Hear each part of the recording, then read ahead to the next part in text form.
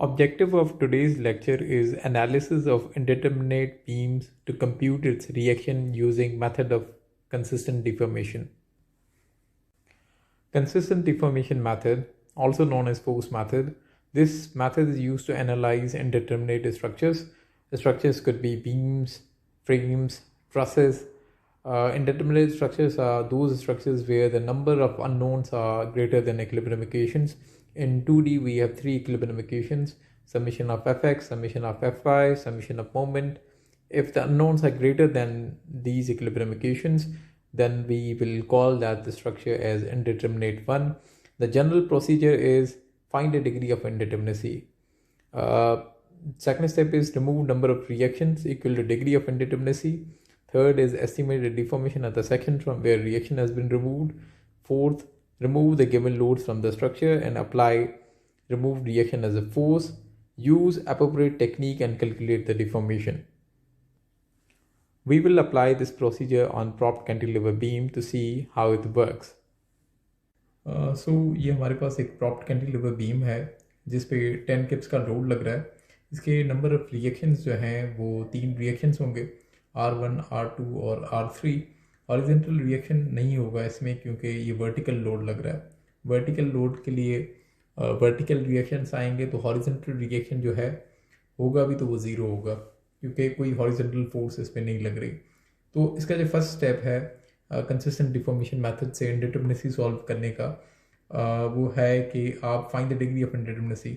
Number of unknowns कितनी हैं? 3 reactive forces हैं जो हमें मालूम करनी है, R1, R2, R3. 3 अननोन्स है हमारे पास. अवेलेबल इक्विलिब्रियम इक्वेशंस कौन सी है हमारे पास? 2 इक्वेशंस हैं, समेशन ऑफ मोमेंट और समेशन ऑफ वर्टिकल फोर्सेज. अगर 3 से 2 सब्ट्रैक्ट हो जाएगा तो 1. तो इसकी डिग्री ऑफ इंडिटरमिनेसी जो है, डिग्री ऑफ इंडिटरमिनेसी जो है, इसको मैं DOI लिख देता हूँ. तो डिग्री ऑफ इंडिटरमिनेसी जो है वो 1 है. इसका मतलब ये है कि एक अननोन जो है वो इक्विलिब्रियम इक्वेशन से ज़्यादा है. तो हमें कोई भी एक अननोन इक्वेशन जो है बनानी है इंडिटरमिनेसी को सॉल्व करने के लिए हमें एक एडिशनल इक्वेशन चाहिए. हमारे पास 2 इक्विलिब्रियम इक्वेशंस हैं बट अननोन हमारे पास 3 है. तो वो जो एक अननोन ज़्यादा है वो कैसे सॉल्व करें? हम इक्वेशंस को तभी सॉल्व कर सकते हैं जब number of equations number of unknowns के बराबर हों. यहाँ पर अननोन ज़्यादा है तो ये मेथड क्या कहता है कि find the degree of indeterminacy. Degree of indeterminacy मालूम कर ली, उसके बाद कहता है remove number of reactions equal to degree of indeterminacy. जितनी डिग्री ऑफ इंडिटरमिनेसी है उतना रिएक्शन रिमूव करें. इसमें से कोई भी रिएक्शन रिमूव कर सकते हैं, R1, R2, R3. ठीक है, पहले स्टेप में हम लोग क्या करते हैं, R3 को रिमूव करते हैं. उसके बाद जो है हम लोग R1 को भी रिमूव करेंगे, R2 को भी रिमूव करेंगे. वो हम लोग नेक्स्ट प्रॉब्लम में करेंगे. अभी के लिए हम लोग इसका जो सेकंड स्टेप है वो फॉलो करेंगे. R3 को रिमूव करेंगे.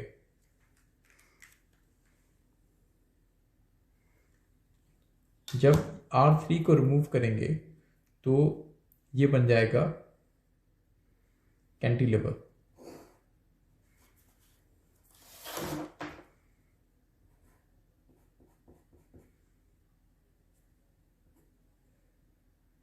ठीक है, और इस पे 10 किप्स का लोड लग रहा है. ठीक है, इस लोडिंग की वजह से जो इसका इलास्टिक कर्व बनेगा, उसका इलास्टिक कर्व ये बनेगा.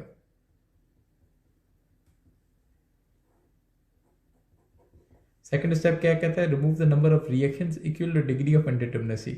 इसकी डिग्री ऑफ इंडिटरमिनेसी 1 है तो हमने एक रिएक्शन रिमूव किया है, R3. हम लोग कोई भी रिएक्शन ले सकते हैं पर पहले हम लोग R3 ले रहे हैं. ठीक है, तो सबसे पहले हमने दूसरा स्टेप फॉलो कर लिया कि हमने रिएक्शन को रिमूव कर लिया. Remove the number of reactions equal to degree of indeterminacy. Determinacy 1 थी तो हमने R3 रिमूव कर लिया और ये कैंटिलीवर बन गया और ये इलास्टिक कर्व है. इस लोडिंग पे ऐसे इलास्टिक कर्व बनेगा. तीसरा स्टेप क्या है, मैं इसको 2 लिख लेता हूँ क्योंकि हमने दूसरा स्टेप कर लिया है. तीसरा स्टेप क्या है, estimate deformation at the section from where reaction has been removed. जहाँ से आपने रिएक्शन रिमूव किया है वहाँ पे डिफॉर्मेशन मालूम करनी है. डेल्टा, इसको मैं कहता हूँ ये है डेल्टा B1. ये जो डिफॉर्मेशन आएगी ये जो ओरिजिनल बीम और ये इलास्टिक कर्व के बीच में जो डिस्टेंस है ये डेल्टा बी वन है, हम लोग इसे कहते हैं ये डेल्टा बी वन है। ठीक है, तो ये इसका तीसरा स्टेप भी अप्लाई हो गया। ये हम लोग किसी भी मेथड से मालूम कर सकते हैं। आपने स्ट्रक्चरल एनालिसिस वन में कॉन्जुगेट बीम मेथड पढ़ा होगा या मोमेंट एरिया मेथड पढ़ा होगा, ये डिफॉर्मेशन हम लोग उससे मालूम करेंगे और करेंगे। अभी मैं जनरलाइज बता रहा हूँ, उसके बाद हम लोग जब सॉल्व करेंगे तो आपको मज़ीद बेहतर समझ आ जाएगा। तो ये डेल्टा बी वन हमें मालूम करना है। इसका जो फाइनल स्टेप है, remove the given loads from the structure and apply removed reaction as a force, use appropriate technique and calculate the deformation. अब वो क्या कहता है कि इस स्ट्रक्चर पे जो भी लोड लगे हैं वो सारे रिमूव कर दें। इस स्ट्रक्चर पे जो भी लोड्स हैं वो रिमूव कर दें और जो आपने रिएक्शन रिमूव किया था वो एज अ फोर्स लगा दें। ये इसका फाइनल स्टेप है। तो ये आपसे क्या कह रहा है, इसका जो चौथा स्टेप है वो कह रहा है कि आप जो हैं स्ट्रक्चर पे जो ओरिजिनल लोडिंग लग रही थी 10 किप्स की वो आपने रिमूव करनी है। स्ट्रक्चर पे जो 10 किप्स की लोडिंग लग रही थी वो आपने रिमूव करनी है। ये मैंने ऊपर लाइन लगा दी, मैं इसको मिटा रहा हूँ। ठीक है, तो इसका जो चौथा स्टेप है वो कहता है कि आप जो हैं इसकी लोडिंग जो है वो हटा दें।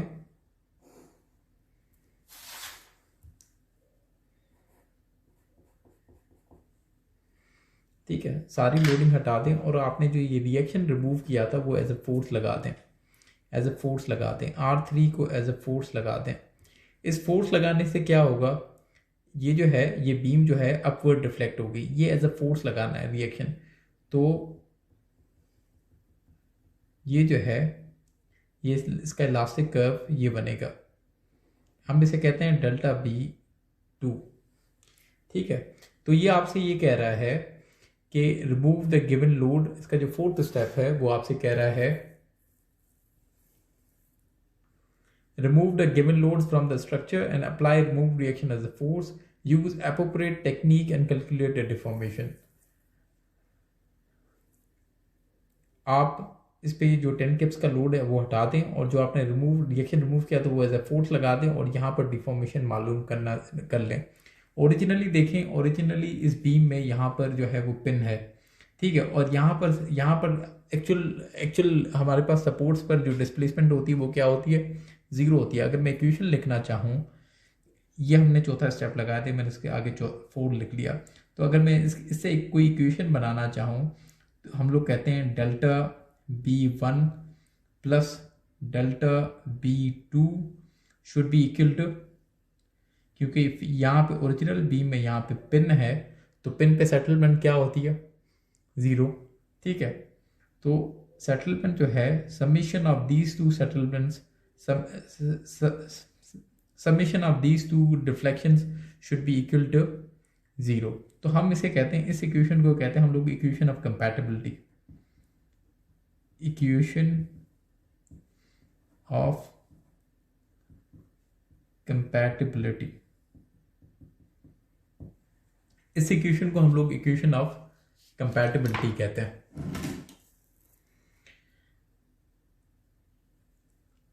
और हम ये एडिशनल इक्वेशन, अगर हम लोग इस इक्वेशन, ये एडिशनल इक्वेशन रिक्वायर्ड थी। अगर ये हमारे पास इक्वेशन आ गई, हमारे पास अननोन्स कितने थे, 3, अवेलेबल इक्वेशंस कितनी थी, 2। अब ये तीसरी इक्वेशन आ गई। ठीक है, तो ये तीसरी इक्वेशन आने से क्या होगा कि ये तीसरी इक्वेशन आने से नंबर ऑफ अननोन्स और number of equilibrium equations plus compatibility equation से हम लोग सॉल्व कर सकते हैं। ये पूरा प्रॉब्लम सॉल्व हो सकता है। ठीक है, तो अब हम लोग स्टेप वाइज इसे सॉल्व करेंगे। पर्पस इसका ये है कि हमें जो additional using consistent deformation method से हमारे पास जो एडिशनल इक्वेशंस चाहिए वो हमने किसी न किसी तरीके से वो इक्वेशंस हमने बनानी है। ठीक है, तो पहले इसको सॉल्व करेंगे, फिर इसको सॉल्व करेंगे, फिर कंपैटिबिलिटी इक्वेशन में वैल्यूज पुट करेंगे, उसमें से एक अननोन आएगा। एक अननोन के बाद कंप्लीटली हम लोग उसका shape function bending moment diagram जो है वो बना सकते हैं। तो सबसे पहले हम लोग ये बीम सॉल्व करेंगे जो हमारा सेकंड और थर्ड स्टेप है, और यहाँ पे डिफॉर्मेशन मालूम करेंगे, और हम इसको सॉल्व करेंगे यूजिंग कॉन्जुगेट बीम मेथड। मैंने इसकी डायमेंशंस नहीं लिखी। बीम की यहाँ से लेके यहाँ तक की जो डायमेंशन है वो है 12 फीट। बीम की लेंथ जो है वो 12 फीट है।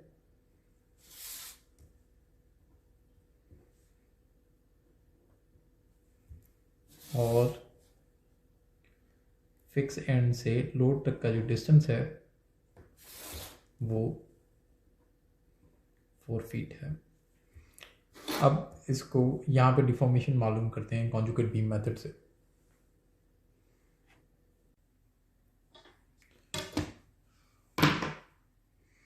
तो हम लोग डिफॉर्मेशन मालूम करेंगे यूजिंग कॉन्जुगेट बीम मेथड।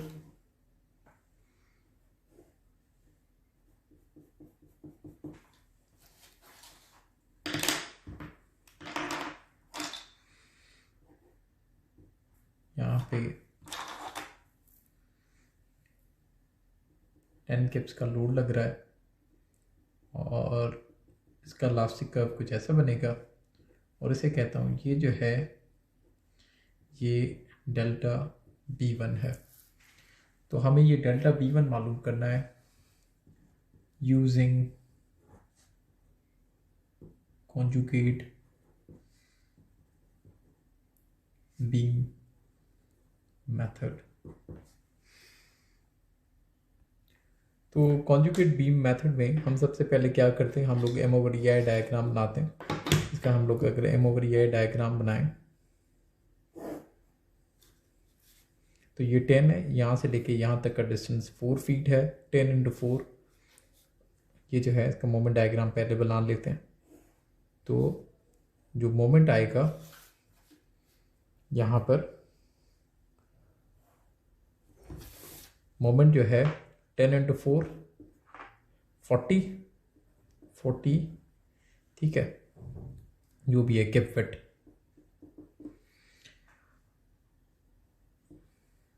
और जिस डायरेक्शन में एरो होगा उसी डायरेक्शन में हम लोग मोमेंट डायग्राम बनाते हैं। ये डाउनवर्ड है तो ये भी डाउनवर्ड, और इसका जो मैग्नीट्यूड है वो 10 किप फिट।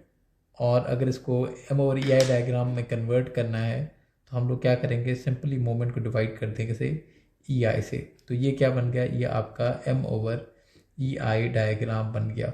हमें डिफॉर्मेशन कहाँ चाहिए, हमें डिफॉर्मेशन चाहिए B पर, हमें डिफॉर्मेशन चाहिए B पर।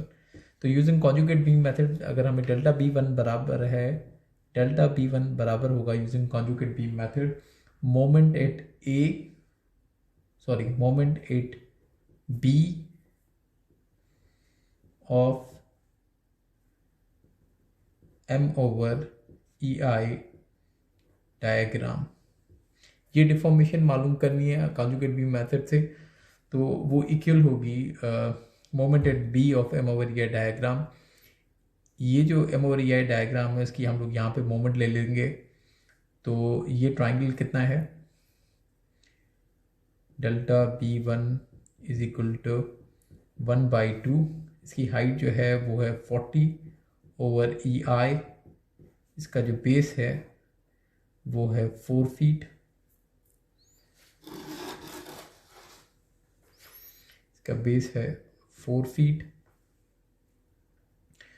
और यहाँ से लेके यहाँ तक का जो डिस्टेंस है वो होगा 2/3 ऑफ 4th, प्लस यहाँ से लेके यहाँ तक का जो डिस्टेंस है वो 8 फीट है, 8।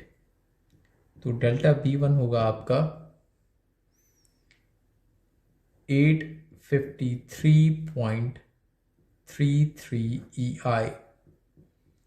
ठीक है, तो हम लोग जो कर रहे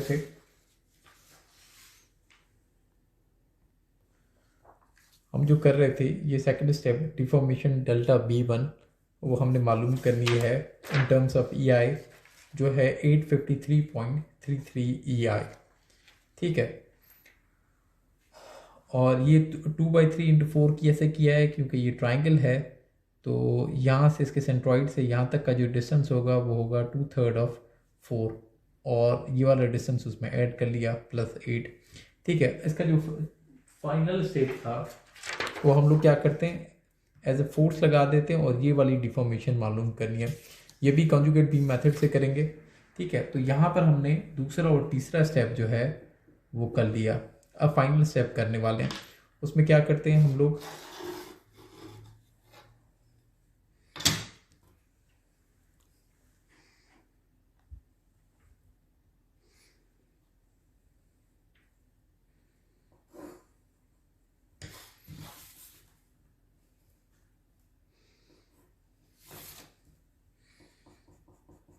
ये बीम है,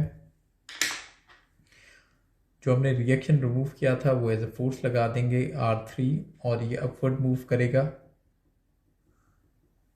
ठीक है, और यहाँ से लेके यहाँ तक की जो लेंथ है वो 12 फीट है, और यहाँ से लेके यहाँ तक की जो डिफ्लेक्शन होगी वो होगी ΔB2, और R3 × 12 कितना होता है, तो यहाँ पर रिएक्शन कितना आएगा, ये कैसे रोटेट कराने की कोशिश कर रहा है ये आप देखें, ये फोर्स है और ये इसका लिवर आर्म है, तो ये क्लॉकवाइज रोटेट कराने की कोशिश करेगा, तो रिएक्शन कैसे आएगा, काउंटर क्लॉकवाइज, और उसका मैग्नीट्यूड इतना ही होगा जितना एक्शन का होगा, 12R3। तो इसका हमें ये डिफॉर्मेशन मालूम करनी है, वो भी कैसे मालूम करेंगे, कॉन्जुगेट बीम मेथड से। कॉन्जुगेट सॉरी, ये हमने कॉन्जुगेट बीम मेथड से नहीं किया, मोमेंट एरिया मेथड से किया है, sorry, moment area method, sorry मैंने गलती से लिख लिया। यूजिंग, सो हम ΔB1 मालूम करेंगे। हमारे पास ओरिजिनल बीम में से हमने R3 जो है वो रिमूव कर दिया, तो हमारे पास कैंटिलीवर बन जाएगा।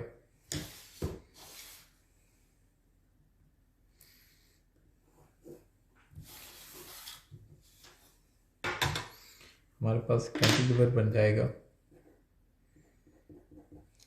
ठीक है, और यहाँ पे 10 किप्स का लोड लग रहा है। यहाँ से लेके यहाँ तक का डिस्टेंस जो है वो 4 फीट है, यहाँ से लेके यहाँ तक का डिस्टेंस जो है वो 12 फीट है, और इसका इलास्टिक कर्व जो है, इसका इलास्टिक कर्व कुछ ऐसा बनेगा, ये कुछ ऐसा डिफ्लेक्ट करेगा। हमें मालूम क्या करना है, हमें ΔB1 मालूम करना है, ΔB1 मालूम करना है हमें, और ये हम लोग सॉल्व करेंगे using moment area method. Moment area method में सबसे पहले क्या करते हैं हम लोग, M/EI डायग्राम बनाते हैं। आप मुझे बताएं कि यहाँ पर 10 किप्स का लोड लग रहा है, और ये 4, ये जो है ये इसके लिवर आर्म है, तो ये कैसे रोटेट कराने की कोशिश कर रहा है, ये लिवर आर्म है, उसके ऊपर फोर्स लग रही है, ये काउंटर क्लॉकवाइज रोटेट कराने की कोशिश कर रहा है। तो रिएक्शन क्या आएगा, रिएक्शन आपका क्लॉकवाइज आएगा, और उसका जो मैग्नीट्यूड होगा 10 × 4 40 किप फिट। ठीक है, ये आपका क्योंकि ये 10 किप्स का लोड है, तो 10 × 4 तो किप फिट आपका यूनिट आ जाएगा। तो इसका अगर आप मोमेंट डायग्राम बनाएं तो इसका मोमेंट डायग्राम कैसे बनेगा, इसका मोमेंट डायग्राम जो है, इसका मोमेंट डायग्राम मैंने आपको बताया था। ठीक है, ये आपने लाइन लगा दी, जिस डायरेक्शन में एरो है 40 किप्स आप नीचे आ जाएं, किप फिट। ठीक है, तो इसका मोमेंट डायग्राम जो है ये बनेगा,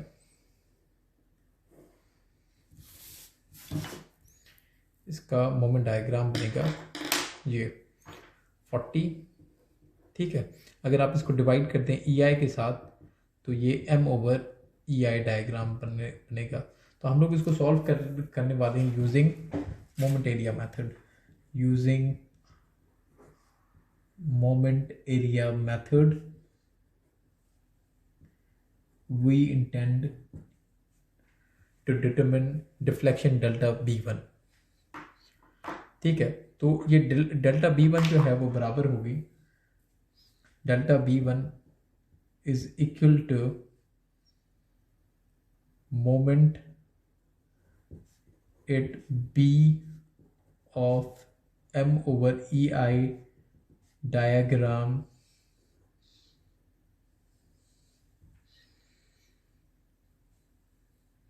ठीक है, moment at B of M over E I diagram.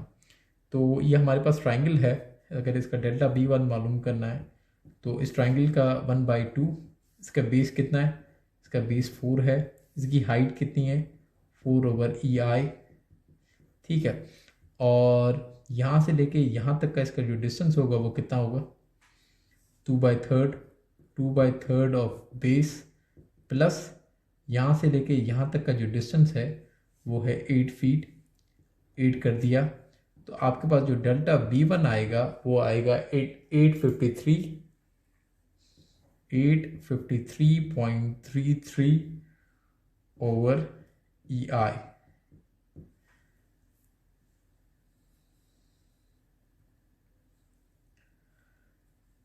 ये आपने डेल्टा B1 मालूम कर लिया।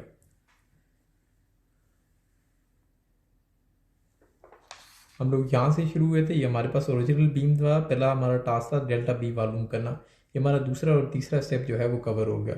अब फाइनल स्टेप ये है कि हम लोग बीम में जो रिएक्शन रिमूव किया था वो एज अ फोर्स लगा दें। तो ये हम कह रहे हैं हमारा जो प्रोसीजर में दूसरा और तीसरा स्टेप हमने अप्लाई कर दिया। इसका जो चौथा स्टेप है वो जो है हम सारी लोडिंग हटा देंगे और जो रिएक्शन है वो एज अ फोर्स लगा देंगे। सारी लोडिंग जो है हमने हटा दी और जो रिएक्शन रिमूव किया था वो एज अ फोर्स लगा दिया, इसे कहते हैं R3। तो इसकी वजह से ये कैसे बीम डिफ्लेक्ट होगा अपवर्ड। और अब हमारा टास्क ये है कि हम लोग ये डेल्टा B2 मालूम करें। और ये R3 है, यहाँ से लेके यहाँ तक इसका जो डिस्टेंस है वो 12 फीट है। तो ये लिवर आर्म है और ये फोर्स है, तो ये कैसे रोटेट कराने की कोशिश करेगी क्लॉकवाइज। तो रिएक्शन कैसे आना चाहिए काउंटर क्लॉकवाइज, और इसका मैग्नीट्यूड कितना होना चाहिए 12 इंटू R3, ठीक है। तो मोमेंट डायग्राम हम लोग इसका बनाएंगे। इसका मोमेंट डायग्राम कैसे बनेगा, इसका मोमेंट डायग्राम जो है, ठीक है, जिस डायरेक्शन में एरो है उतना ऊपर जाएंगे हम लोग। 12R3 हम लोग ऊपर गए और फिर इंक्लाइन लाइन।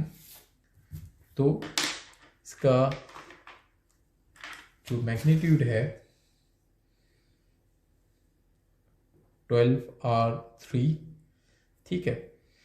और ये अगर इसको डिवाइड कर दें EI के साथ तो ये आपके पास क्या हो गया M/EI डायग्राम। तो आपने क्या मालूम करना है, आपने डेल्टा B2 मालूम करना है using moment area method.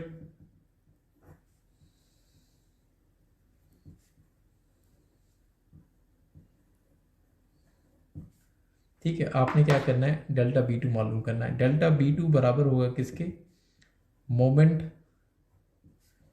Eight B of M/EI diagram,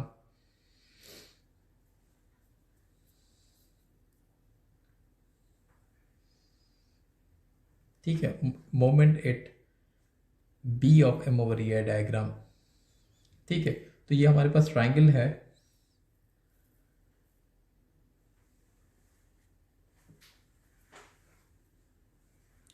तो ये हमारे पास ट्राइंगल, इसको सॉल्व करते हैं। Delta B2 is equal to 1/2, इसका बेस कितना है 12 फीट, इसकी हाइट कितनी है 12 इंटू R3 इंटू EI, और मोमेंट हमने मालूम करनी है यहाँ पर, और वो किसके बराबर होगा 2/3, यहाँ से लेके यहाँ तक, यहाँ से तक डिस्टेंस 12 फीट है, यहाँ से लेके यहाँ तक का डिस्टेंस होगा वो होगा 2/3 ऑफ 12, 2/3 ऑफ 12। इसको आप जब सॉल्व करेंगे तो आपके पास डेल्टा B2 आएगा 576 R3/EI, ठीक है। अब जिसका जो फाइनल स्टेप है वो हम लोग apply condition of compatibility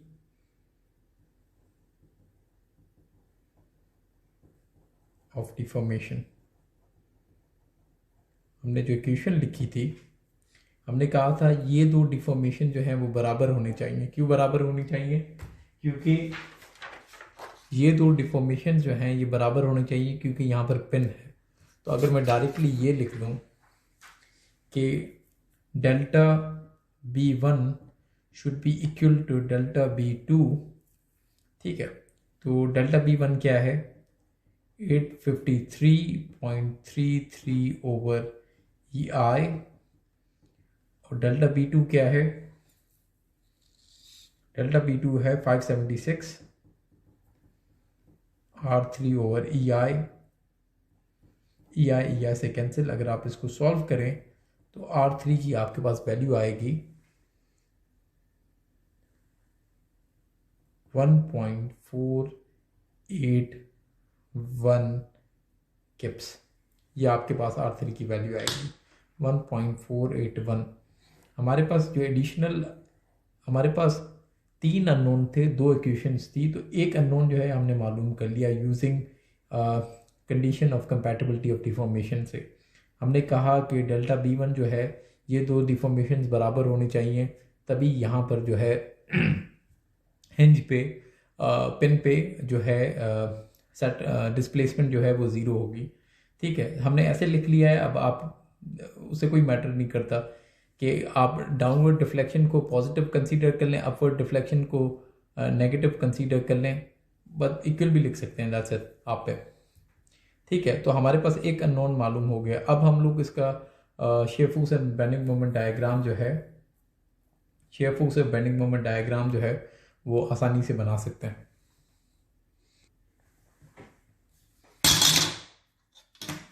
तो हमारे पास ओरिजिनल बीम था,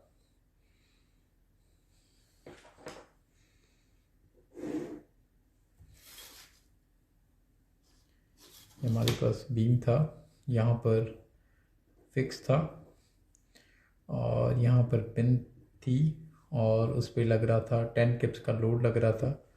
और हमारे पास जो अभी रिएक्शन हमने मालूम किया है, जो अननोन था वो हमसे मालूम हो गया, वो क्या है 1.481 किप्स। और अभी तक ये अब हम लोग मालूम कर सकते हैं R2 और R1। ठीक है, अगर आप इसको सॉल्व करें समीशन ऑफ Fi से, अगर आप समीशन ऑफ Fi करेंगे, समीशन ऑफ Fi करें तो 1.481 माइनस 10, ये 10 डाउनवर्ड है, प्लस R2 अपवर्ड है, इज इक्वल टू 0। R2 आपके पास आएगा 8.52 कैप्स।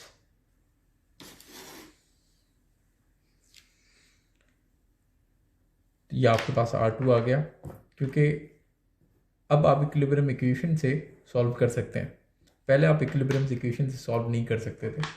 और मोमेंट के लिए अगर हम मोमेंट निकालें एट बी, अगर हम लोग यहाँ पर मोमेंट निकालें,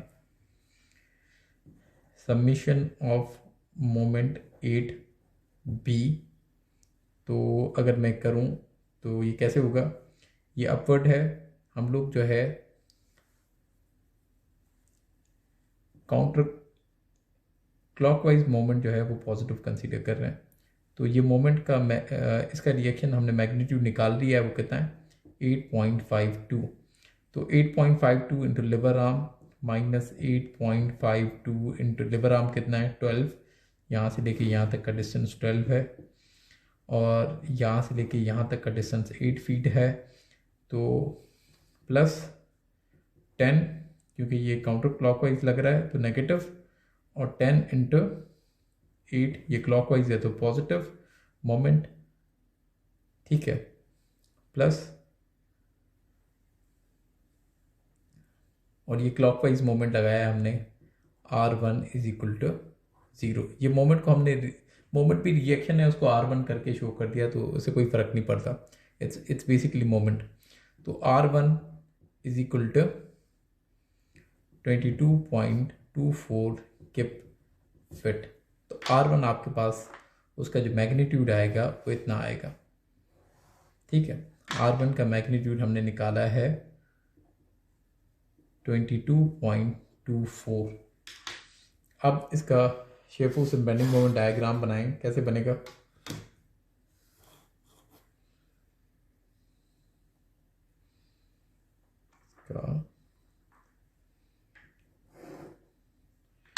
ठीक है, 1.48 ऊपर गया, फिर 8 फीट जो है वही डिस्टेंस ट्रेवल किया, फिर 1.481 डिस्टेंस किप्स जो है ट्रेवल किया ऊपर, फिर 8 फीट वही डिस्टेंस ट्रेवल किया। उसमें से अगर आप 10 किप्स माइनस कर लें 1.481 से तो आपके पास आता है 8.52। तो अगर यहाँ पे मूव करेंगे और सपोर्ट पे जाके इसको क्लोज कर देंगे। ठीक है, तो ये आपके पास 2 बॉक्सेस बन जाएंगे। बेंडिंग मोमेंट डायग्राम कैसे बनेगा?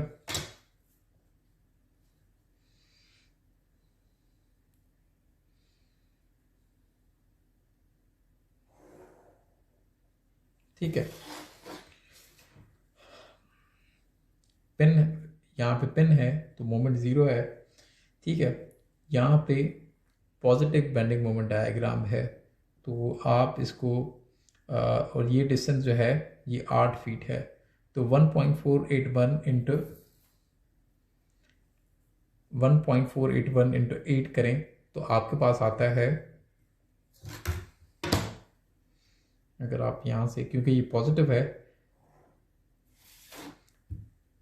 क्योंकि ये बॉक्स है तो इसका जो मोमेंट डायग्राम है वो 1 डिग्री बनेगा और ये होगा 11.84 किप फिट। 1.481 इंटू 8 11.841। और यहाँ पर मोमेंट कितनी है आपकी? 22.84 और ये नेगेटिव है। इसका मतलब ये है कि अब ये ऊपर की तरफ नहीं जाएगा, अब ये डिक्रीजिंग ट्रेंड शुरू करेगा। तो 8.52 किप, 8.52 को मल्टीप्लाई करते हैं अगर 4 के साथ, क्योंकि ये बेस जो है ये 4 है, तो आप जो है कहाँ पर आ जाएंगे?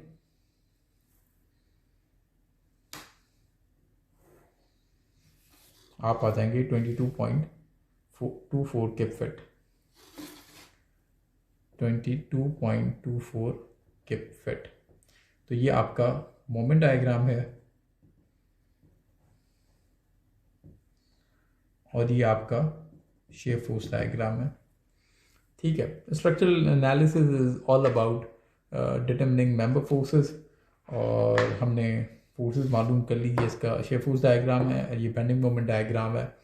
अब हमने जो प्रॉब्लम सॉल्व किया था, मैंने आपसे क्या कहा कि आप कोई भी रिएक्शन रिमूव कर सकते हैं। अभी हमने रिएक्शन, तो मैं आपसे कह रहा था कि आप जो है कोई भी रिएक्शन रिमूव कर सकते हैं। अभी हमने R3 रिमूव किया, आप R1 भी कर सकते हैं। इसके 4 स्टेप्स थे, 5वां जो है कंडीशन ऑफ कंपैटिबिलिटी और डिफॉर्मेशन था। आप इसमें से कोई भी रिएक्शन रिमूव कर सकते हैं। R3 आपने रिमूव करना चाहें तो R3 कर सकते हैं, R1 रिमूव करना चाहें तो R1 कर सकते हैं, R2 करना चाहें तो कर सकते हैं।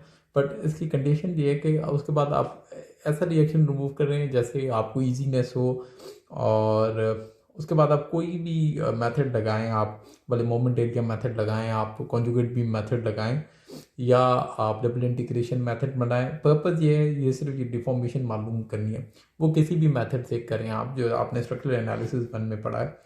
ठीक है, ये डिफॉर्मेशन मालूम करना तो आपके लिए कोई इशू नहीं होना चाहिए, बिकॉज आपने स्ट्रक्चरल एनालिसिस 1 पढ़ा है। तो अभी हम लोग क्या कर रहे हैं, हम लोग ये R1 रिमूव करेंगे।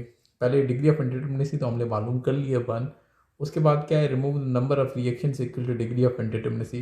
पहले हमने R3 रिमूव किया था, ये प्रॉब्लम सॉल्व हो चुका है। ठीक है, अब हम लोग इसको as a second problem treat करते हैं और R1 रिमूव करके देखते हैं कि हमारे पास वैल्यूज़ क्या आएंगी।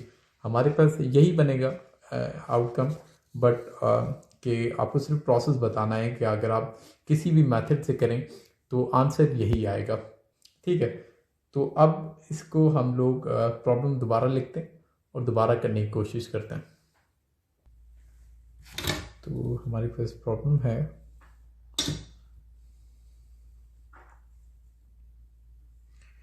जिसको हम लोग पहले हमने कैंटिलीवर पर करके सॉल्व किया था, अब इसको हम लोग सिंपली सपोर्टेड करके सॉल्व करेंगे। ठीक है, तो ये बीम था हमारे पास, यहाँ पर लोड लग रहा था 10 किप्स का, और हमें पता है कि यहाँ से लेके यहाँ तक का डिस्टेंस जो था वो कितना था, 4 फीट था,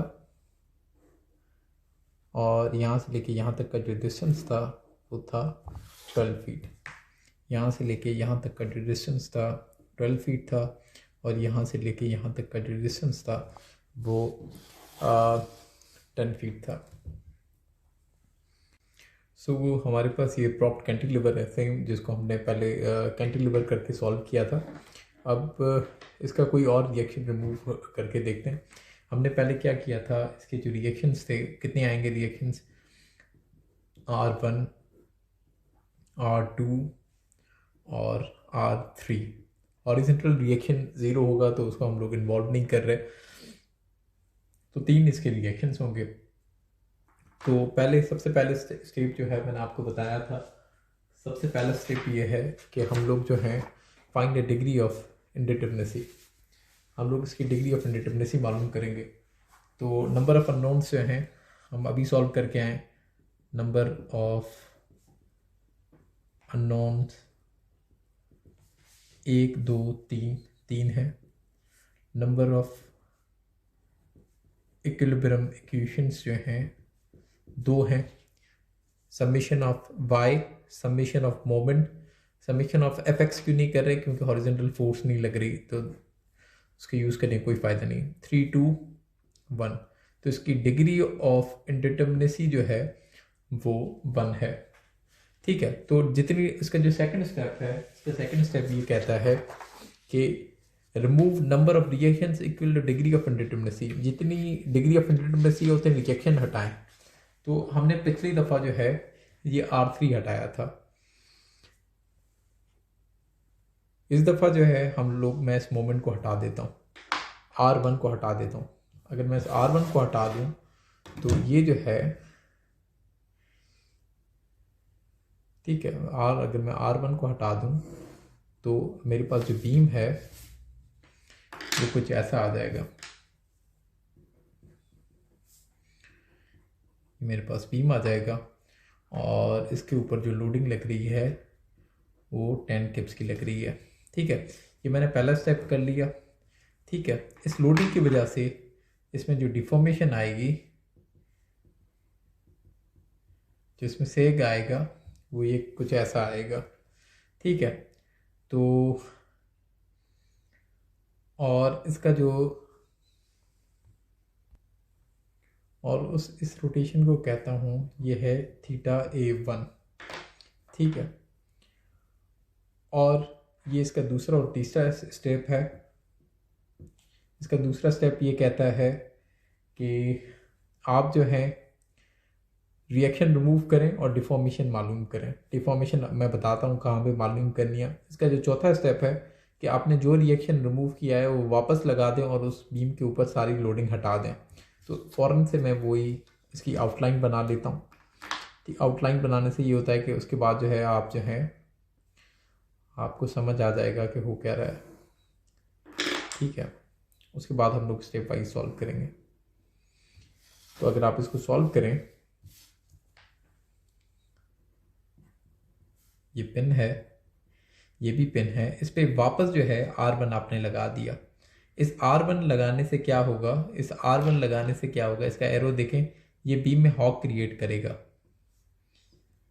ये जो मोमेंट है आप देखें, ये मोमेंट, ये फिंगर्स को देखें, ये फिंगर्स जो है सपोज ये आपके पास बीम है और यहाँ से मोमेंट आ रही है। ये फिंगर्स देखें, ये फिंगर जो है इसको हॉक क्रिएट कराने की कोशिश करेगी। तो ये बीम में क्या करेगा, ये मोमेंट देखो, ये जो एरो होता है वो इसको अपवर्ड डायरेक्शन में लाने की कोशिश करेगा। ये यहाँ पे हॉक होगा और यहाँ पर जो है हम लोग कहते हैं θ(A2). ठीक है, ये इसका चौथा स्टेप है।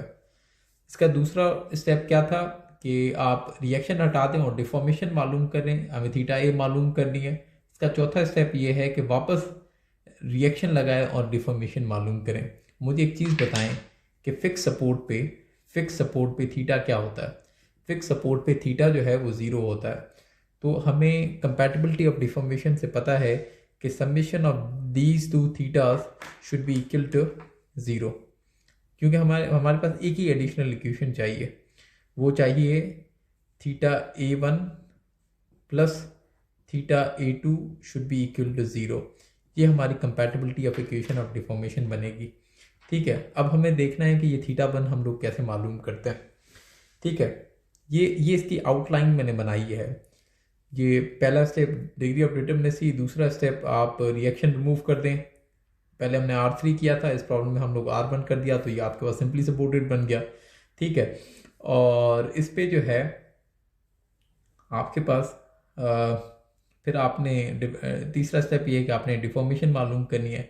जहाँ से आपने रिएक्शन रिमूव किया तो वहाँ पे हमने θA1 मालूम कर लिया। फिर आपने क्या करना है, वापस जो रिएक्शन रिमूव किया था एज अ फोर्स लगा देंगे। ये रिएक्शन एज अ फोर्स लगा रहा है, ये फोर्स, ये जो एरो है ये इसको हॉग क्रिएट कराने की कोशिश करेगा और इसमें हॉग आएगा, और ये आपकी equation of compatibility of deformation की इक्वेशन बनेगी। इक्वेशन ऑफ कंपैटिबिलिटी डिफॉर्मेशन की इक्वेशन ये बनेगी आपके पास। तो ये एडिशनल इक्वेशन रिक्वायर्ड थी, ये हमें बनानी है। तो θA1 की वैल्यू हमारी चाहिए, θA2 की वैल्यू चाहिए, वो कैसे मालूम करेंगे, वो सॉल्व करेंगे। पहले इस बीम को ले लेते हैं। ठीक है, इसके सेकंड स्टेप में हम लोग इस बीम को ले लेते हैं और इसको सॉल्व करते हैं यूजिंग कॉन्जुगेट बीम मेथड। हम लोग इसको सॉल्व करेंगे कॉन्जुगेट बीम मेथड से। ठीक है, जो आपने स्ट्रक्चरल एनालिसिस 1 में पढ़ा है और उसकी रिवीजन मैंने क्लास में आपको करा दी थी। तो ये आपके पास बीम है, इसको मैं दोबारा ड्रॉ कर लेता हूँ। ठीक है, ये आपके पास बीम है। ठीक है, ये आपके पास बीम है और इस पे 10 किप्स का लोड लग रहा है और ये डिफॉर्मेशन में जाएगा। ठीक है, और ये इस डिफॉर्मेशन में जाएगा। तो हम लोग moment area conjugate beam method में क्या करते हैं, पहले मोमेंट डायग्राम बनाते हैं। अगर आप इसको सिंपली सॉल्व करें तो इसके जो रिएक्शंस आएंगे, यहाँ पर रिएक्शंस क्या आने चाहिए, यहाँ से लेके यहाँ तक 4 फीट है, यहाँ से लेके यहाँ तक 8 फीट है। तो यहाँ पर जो रिएक्शन आएगा, क्योंकि ये सपोर्ट के करीब है, तो यहाँ पे आएगा 6.67 और यहाँ पे आएगा 3.33। ठीक है, इस पे हम लोग शेयर फोर्स में आपकी सिर्फ अंडरस्टैंडिंग के लिए बना रहा हूँ, वैसे बनाने की ज़रूरत नहीं है, तो मैं इसको मिटा दूंगा फिर। तो शेयर फोर्स जो है, इसका शेयर फोर्स जो है हम लोग कितना जाएंगे, 6.67 ऊपर जाएंगे। 6.67 ऊपर गए, फिर आप 4 फीट वही डिस्टेंस ट्रेवल करेंगे, फिर आप 10 किप्स नीचे आएंगे। ठीक है, 6.67 से 10 गया तो आपके पास 3.33 बचा। तो ये आपके पास जो है, ये आपके पास शेयर फोर्स डायग्राम आएगा। ठीक है, तो ये आपके पास 6.67 और ये आपके पास 3.33 आपके पास शेयर फोर्स डायग्राम आ गया। अब आपने क्या करना है, आपने मोमेंट डायग्राम बनाना है। कॉन्जुगेट बीम मेथड में इसकी शेयर फोर्स डायग्राम की कोई वैल्यू नहीं होती, बस मैंने सिर्फ आपको अंडरस्टैंडिंग के लिए बता दिया। ठीक है, 6.67 जो है 6.6, अब मैं इसका मोमेंट डायग्राम बनाता हूँ। इसका मोमेंट डायग्राम कैसे बनेगा, इसका मोमेंट डायग्राम बनेगा कि 6.67, ये डिस्टेंस कितना है, 4 फीट। 6.67 को मल्टीप्लाई करें 4 के साथ तो आपके पास जो वैल्यू आएगी वो आएगी 26.67।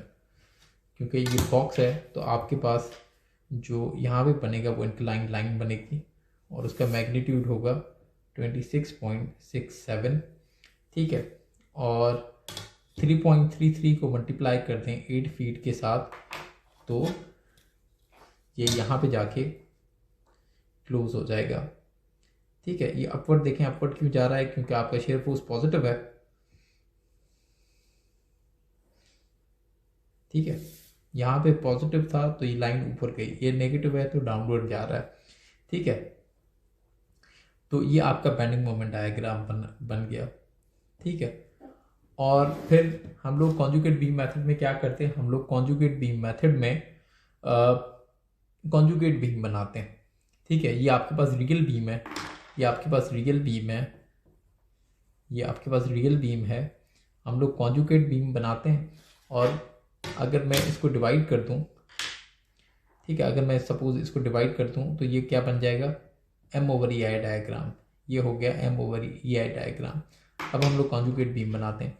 कॉन्जुगेट बीम में पिन क्या होता है, कॉन्जुगेट बीम में पिन होती है, ठीक है। और कॉन्जुगेट बीम में फिक्स जो है वो फ्री हो जाती है, फ्री जो है और फिक्स हो जाती है। पर यहाँ पर सिर्फ पिन है तो इसका कॉन्जुगेट बीम भी यही बनेगा, इसका कॉन्जुगेट बीम भी यही बनेगा।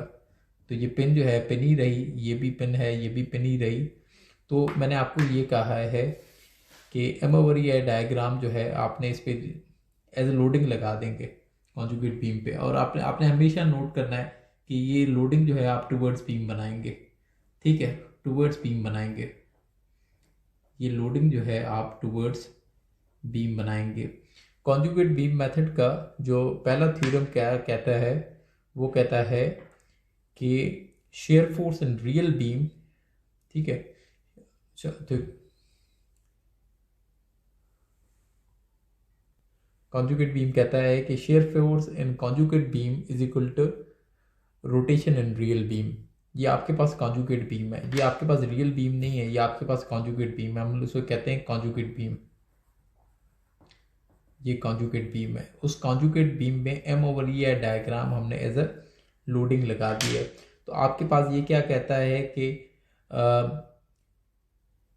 Share force in real beam और shear force in conjugate beam is equal to rotation in real beam. हमें यहाँ पर इस पॉइंट पे, इस A पे हमें θA1 चाहिए, θA1 चाहिए, और ये बराबर होगी share force in conjugate beam θA1 और θB1। तो ये किसके बराबर होगी, हमें पता है कॉन्जुगेट बीम मेथड से, उसका जो पहला थ्योरम है, rotation in real beam is equal to shear force in conjugate beam. हम इलास्टिक कर्व के अलोंग हमें जहाँ पे भी रोटेशन चाहिए, जहाँ पे भी रोटेशन चाहिए, हम वहाँ पर शेयर फोर्स मालूम कर लेंगे कॉन्जुगेट बीम में। अगर मुझे यहाँ पर चाहिए तो मैं यहाँ पर इसको सेक्शन कट करूँगा और वहाँ पे शेयर फोर्स मालूम कर लूँगा। यहाँ पर अगर मुझे यहाँ पर रोटेशन चाहिए तो वहाँ पे कट करके मैं, अभी मुझे सिर्फ यहाँ पर सपोर्ट पे चाहिए θA1, ठीक है। तो उसके लिए वो बराबर होगी शेयर फोर्स जो सपोर्ट पे आ रही है, जो θ1 के बराबर है। वो हम लोग कैसे मालूम करेंगे, सिंपल है। ये आपके पास दो ट्राइंगल है, इसको अगर आप दो ट्राइंगल में डिवाइड कर दें, आप इसको कहें कि ये आपके पास पहला ट्राइंगल है जिसका बेस यहाँ से लेके यहाँ तक 4 है, और ये आपके पास दूसरा ट्राइंगल है जिसका बेस यहाँ से लेके यहाँ तक 8 है, ठीक है। आप इसको दो ट्राइंगल्स में डिवाइड कर दें, आप कहें कि ये ट्राइंगल जो है ये दूसरा ट्राइंगल है और ये आपके पास पहला ट्राइंगल है, ठीक है। आप अगर इसको सॉल्व करें, अब आपने क्या करना है, मोमेंट एट ए निकालना है, समेशन ऑफ मोमेंट एट ए आपने निकालना है, ठीक है। तो आपने कैसे करेंगे कि इस ट्राइंगल को सॉल्व करें, θB1 यहाँ से लेके यहाँ तक जो है क्लॉकवाइज मोमेंट जो है, क्योंकि θA1 निकालना है, क्योंकि θA1 मैं कह रहा हूँ थीटा अगर A1 निकालना है, अगर यहाँ पे निकालेंगे तो θA1 0 हो जाएगा। हम लोग मोमेंट एट B निकालते हैं, तो theta A1 is equal to यहाँ से लेके यहाँ तक का जो डिस्टेंस है 12 है। क्लॉकवाइज मोमेंट हम लोग पॉजिटिव कंसीडर कर रहे हैं, क्लॉकवाइज मोमेंट हम लोग पॉजिटिव कंसीडर कर रहे हैं। तो अगर हम लोग इसको सॉल्व करें, अगर इस ट्राइंगल को सॉल्व करें, छोटे वाले ट्राइंगल को, ये आएगा 1/2, इसकी हाइट क्या है 26.67 ओवर EI, इसका बेस कितना है 4, और अगर इसका यहाँ से लेके यहाँ तक, यहाँ से लेके यहाँ तक का जो डिस्टेंस है वो क्या होगा, 1/3 ऑफ 4, हमने किया 1/3 ऑफ 4 प्लस यहाँ से लेके यहाँ तक का डिस्टेंस जो है वो 8 है, क्योंकि हमें मोमेंट लेना है बी पे, बी आपका ये है। फिर ये दूसरा वाला ट्राइंगल, ये आपका पहला वाला ट्राइंगल था, ठीक है, ये उसका एरिया है और ये इसका लिवर आर्म है।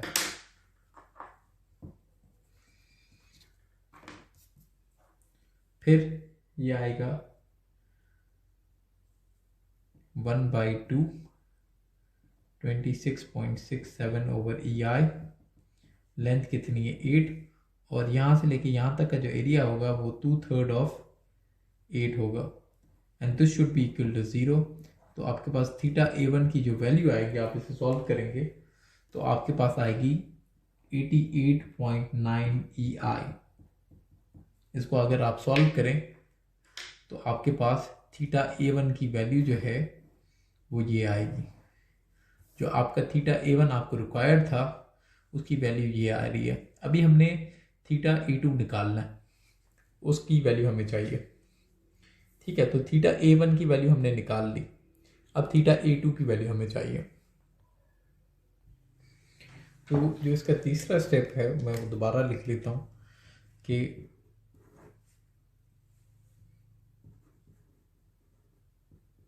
After removing the given loads,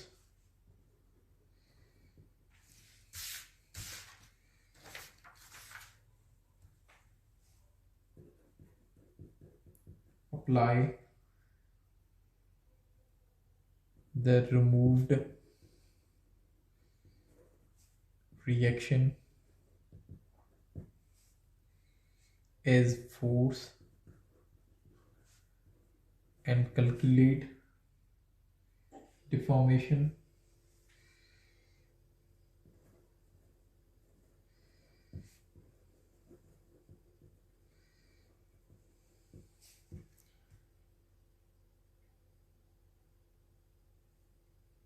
ठीक है।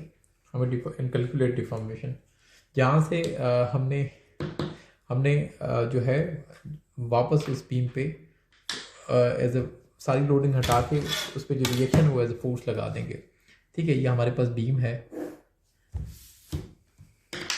ये सिंपली सपोर्टेड बीम जो है,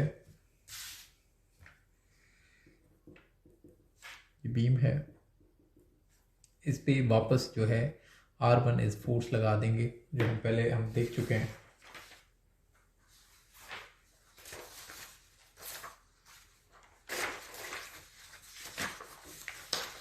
ये R1 जो है ये सॉल्व कर चुके हैं, ये करना है।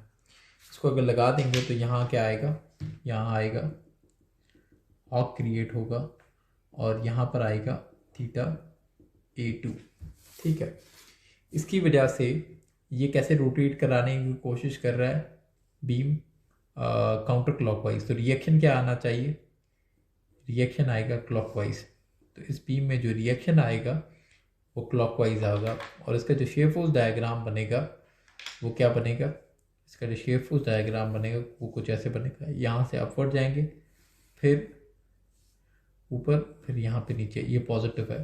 इसका जो शेप फोर्स डायग्राम बनेगा, इसका जो शेप फोर्स डायग्राम बनेगा, ये इसका शेप फोर्स डायग्राम बन गया। इसमें दोबारा जो है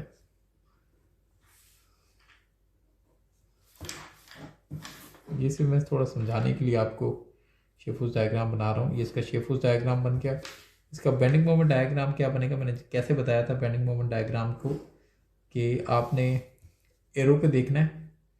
ये जो एरो है ये डाउनवर्ड है, तो आप उतना R1 नीचे आ जाएं, ठीक है। और ये आपका बेंडिंग मोमेंट जो है वो पॉजिटिव है, तो ये अपवर्ड जाएगा, तो ये यहाँ पर जाके क्लोज हो जाएगा।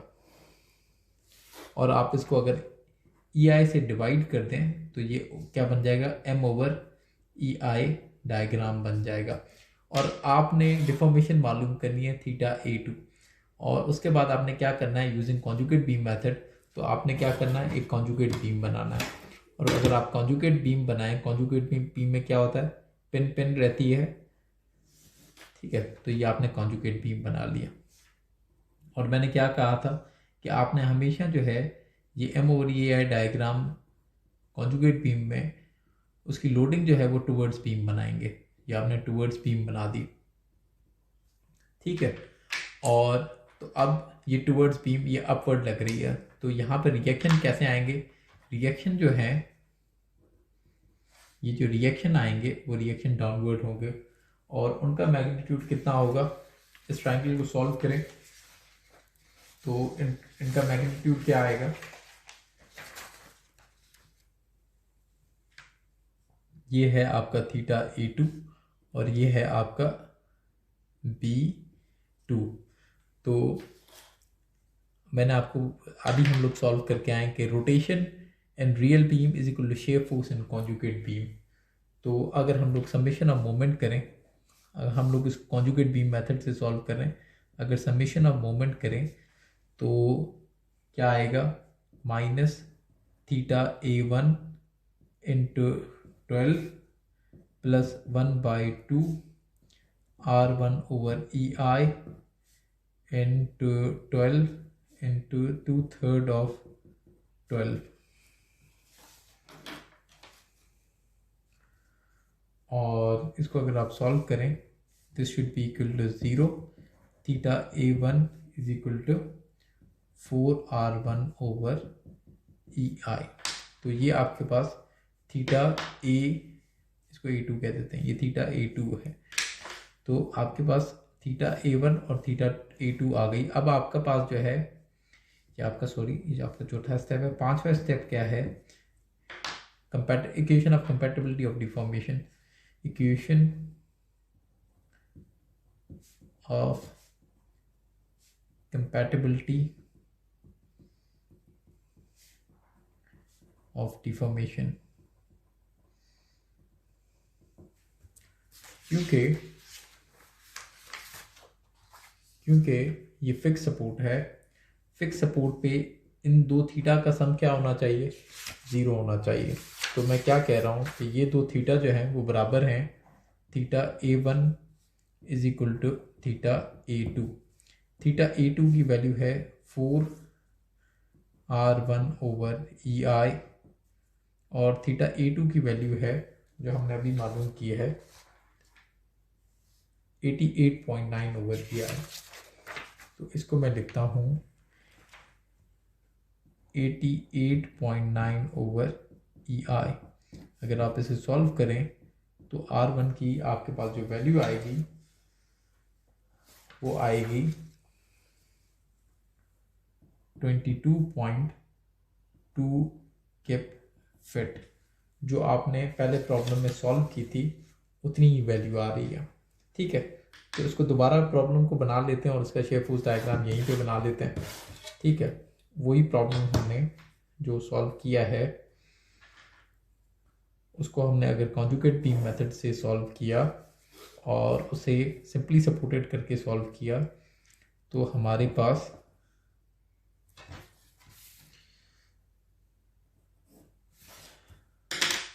ये है, ये बीम है और यहाँ पर जो मोमेंट का मैग्नीट्यूड आ रहा है वो आ रहा है R1 जो है वो आ रहा है 22.2 किप फिट। अपवर्ड रिएक्शन हम मालूम कर सकते हैं, हमने मालूम किया है पहले प्रॉब्लम में, और ये 10 किप्स है। तो इसका जो है शेयर फोर्स और बेंडिंग मोमेंट डायग्राम वही बनेगा जो हम लोग बना चुके हैं। मैं इसका डायरेक्ट मोमेंट डायग्राम बना लेता हूँ। R2 अगर आप इसको सॉल्व करें समेशन ऑफ Fi से, तो आपके पास जो R2 की वैल्यू आएगी वो आएगी 8.52 किप्स और ये आएगा 1.48 किप्स। और इसका जो मोमेंट डायग्राम बनेगा, इसका मोमेंट डायग्राम कैसे बनेगा कि आप जो है 22.2 जो है ये एरो जो है डाउनवर्ड है, तो आप नीचे आएंगे। नीचे आए कितना 22.2 किप फिट नीचे आए, ठीक है। फिर आपका जो शेप फोर्स है वो कुछ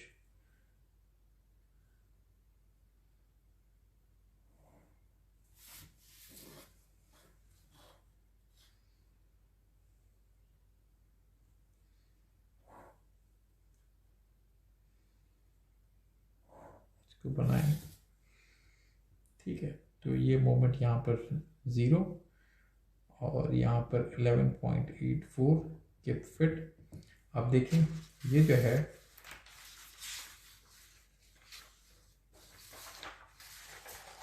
हम लोग ने ये पहले शेयर फोर्स और बेंडिंग मोमेंट डायग्राम जो है बना चुके हैं पहले प्रॉब्लम में। पहले प्रॉब्लम हमने जो सॉल्व किया तो यही हमारे पास शेयर फोर्स और बेंडिंग मोमेंट डायग्राम बना, ये बना चुके हैं और यहाँ पर भी यही रिएक्शंस आ रहे हैं, ठीक है। तो आप कोई भी रिएक्शन रिमूव कर सकते हैं, ये आपके ऊपर है। ये आपने बेंडिंग मोमेंट डायग्राम सॉल्व कर लिया, ये हमने प्रॉब्लम सॉल्व कर लिया।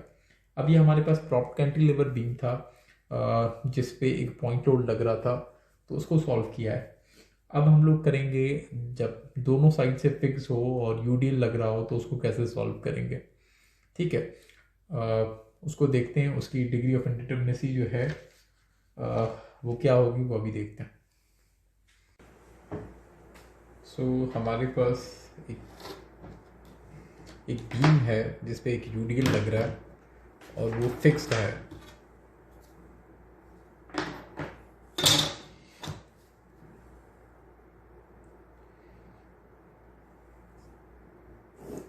बीम है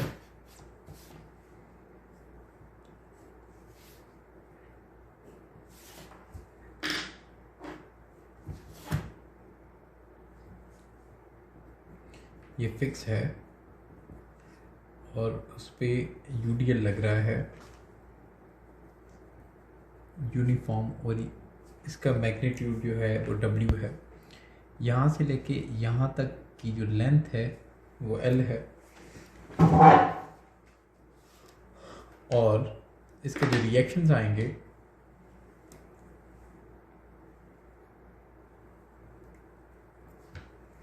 रिएक्शंस बराबर होंगे। ये रिएक्शन R1 है, ये R2 है, ये R3 है, ये R4 है। हॉरिजॉन्टल रिएक्शन क्यों नहीं आएगा, क्योंकि ये वर्टिकल लोडिंग है तो वर्टिकल रिएक्शंस आएंगे, हॉरिजॉन्टल रिएक्शन 0 है। क्योंकि हम लोग इक्विलिब्रियम इक्वेशन में भी हॉरिजॉन्टल कट कर देते हैं तो इसको मेंशन करने की ज़रूरत नहीं है, ठीक है। तो अगर मैं इसको अगर सॉल्व करना चाहूँ यूजिंग कंसिस्टेंट डिफॉर्मेशन मेथड से तो आपको 4-5 स्टेप्स पता है उसके।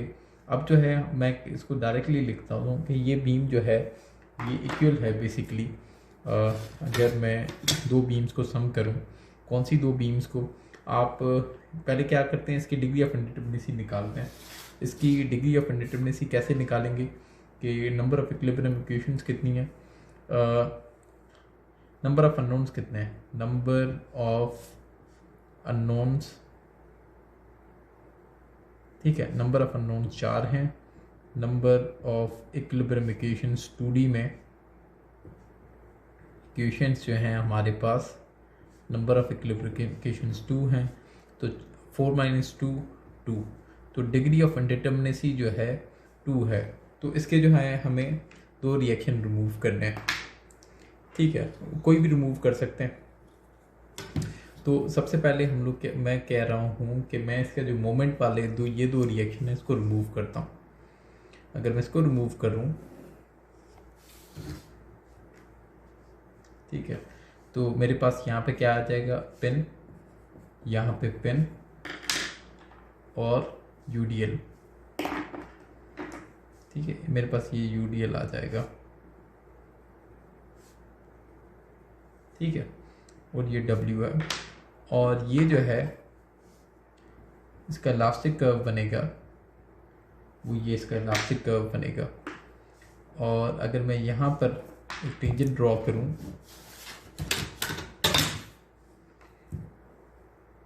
यहाँ से एक मैं टेंजेंट ड्रॉ करूँ, तो ये जो थीटा बनेगा इस टेंजेंट के साथ ये बनेगा थीटा A1।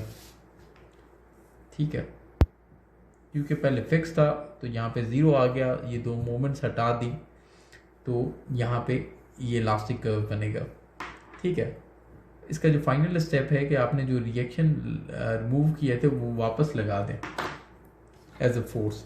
अगर हम लोग उसको वापस एज अ फोर्स लगा देंगे और सारी लोडिंग हटा देंगे तो कैसे बनेगा?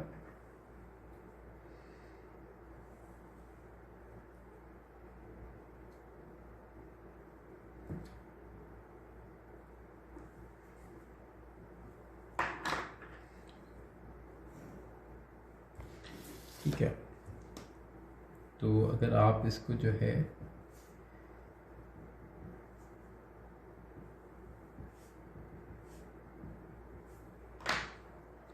इसको रिमूव करते हैं और अगर मैं यहाँ से टेंजेंट यहाँ पे मैं रिएक्शन लगा दूँ R1 और R2 एज अ फोर्स, और ये होगा थीटा A2।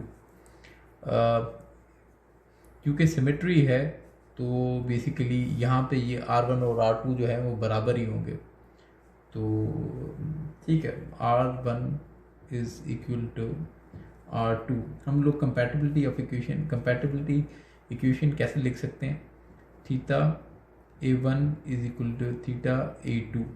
ये दो डिफॉर्मेशन जो हैं वो बराबर होंगी क्योंकि यहाँ पर जो थीटा है वो 0 होता है। ठीक है, तो ये एडिशनल कंपैटिबिलिटी इक्वेशन जो है हमें मिल गई। ठीक है, इसकी डिग्री ऑफ इंडिटरमिनेसी 2 है, बट क्योंकि यहाँ पे ये रिएक्शन दोनों बराबर हैं तो अगर एक मालूम कर लेंगे तो दूसरा हमें पता होगा कि वो उसके इक्वल है। ठीक है, क्योंकि हमारे कॉमन सेंस करता है कि एक यूडीएल लग रहा है, यहाँ पे भी फिक्स है, यहाँ पे फिक्स है, तो यहाँ मूवमेंट जो है वो बराबर ही आएंगी। इन दोनों ये दोनों को अगर हम लोग सम करें तो ये फाइनल बीम बनता है। ठीक है, ये इसके ये रोटेशन जो है ये थीटा A1 है, यहाँ सैग बन रहा है, यहाँ हॉक बन रहा है। सैग और हॉक को यहाँ पे अगर सम करेंगे तो यहाँ पे थीटा जो है वो 0 बनेगा। अब डिग्री ऑफ पहला स्टेप हमने कर लिया। दूसरा स्टेप क्या था? दूसरा स्टेप था कि रिमूव रिएक्शन रिमूव कर ली और आपने डिफॉर्मेशन मालूम करनी है। तो हम लोग इसको कॉन्जुगेट बीम मेथड से करते हैं। तो कॉन्जुगेट बीम मेथड से करेंगे तो सबसे पहले ये जो बीम है इसको दोबारा बना लेते हैं। ठीक है, ये बीम बन गया और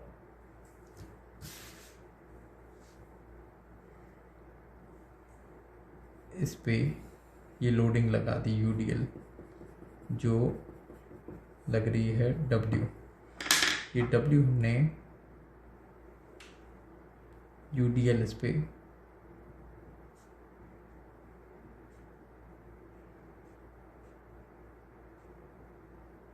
ठीक है, ये लोडिंग लगा दी। तो इसका मोमेंट डायग्राम कैसे बनेगा? इसका शेयर फोर्स डायग्राम आपको पता है। शेयर फोर्स डायग्राम सिंपल है।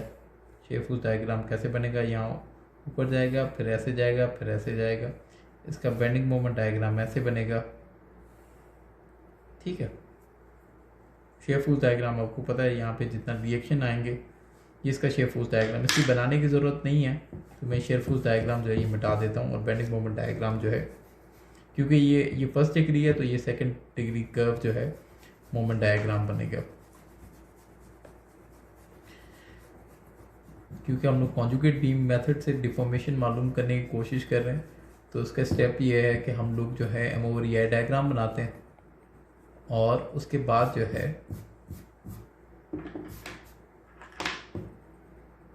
हम लोग सॉल्व करेंगे। तो अगर आप जो हैं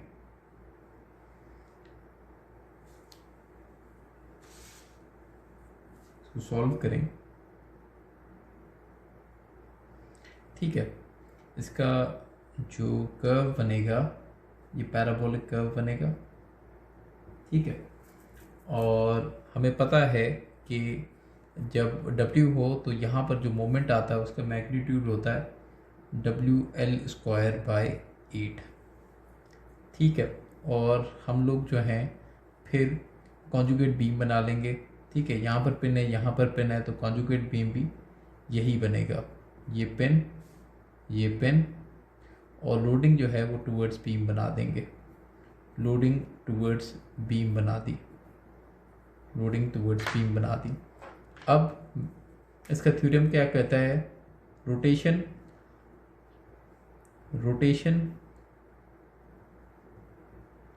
in real beam is equal to shear force in conjugate beam।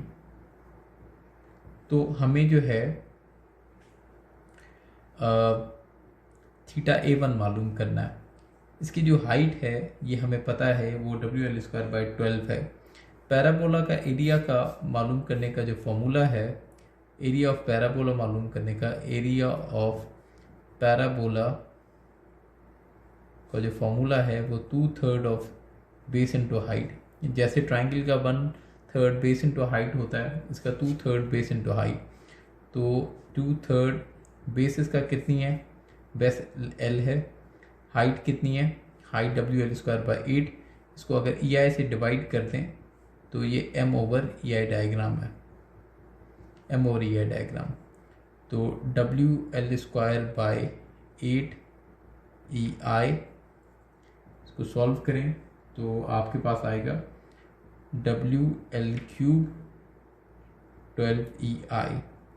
तो यहाँ पर जो सेंटर पे फोर्स लग रही है वो कितनी है, WL³/12 EI, ठीक है। तो ये जो है ये सेंट्रॉइड पे फोर्स लग रही होगी। इस पैराबोला का जो मैग्नीट्यूड है फोर्स का वो इतना है। क्योंकि सिमेट्री है तो आधा रिएक्शन यहाँ पे आएगा, आधा रिएक्शन यहाँ पर आएगा, ठीक है। तो अगर मैं θA1 मालूम करना चाहता हूँ, θA1 क्या है, rotation in real beam is equal to, मैंने आपको क्या कहा, हम लोग कॉन्जुगेट बीम मेथड से सॉल्व कर रहे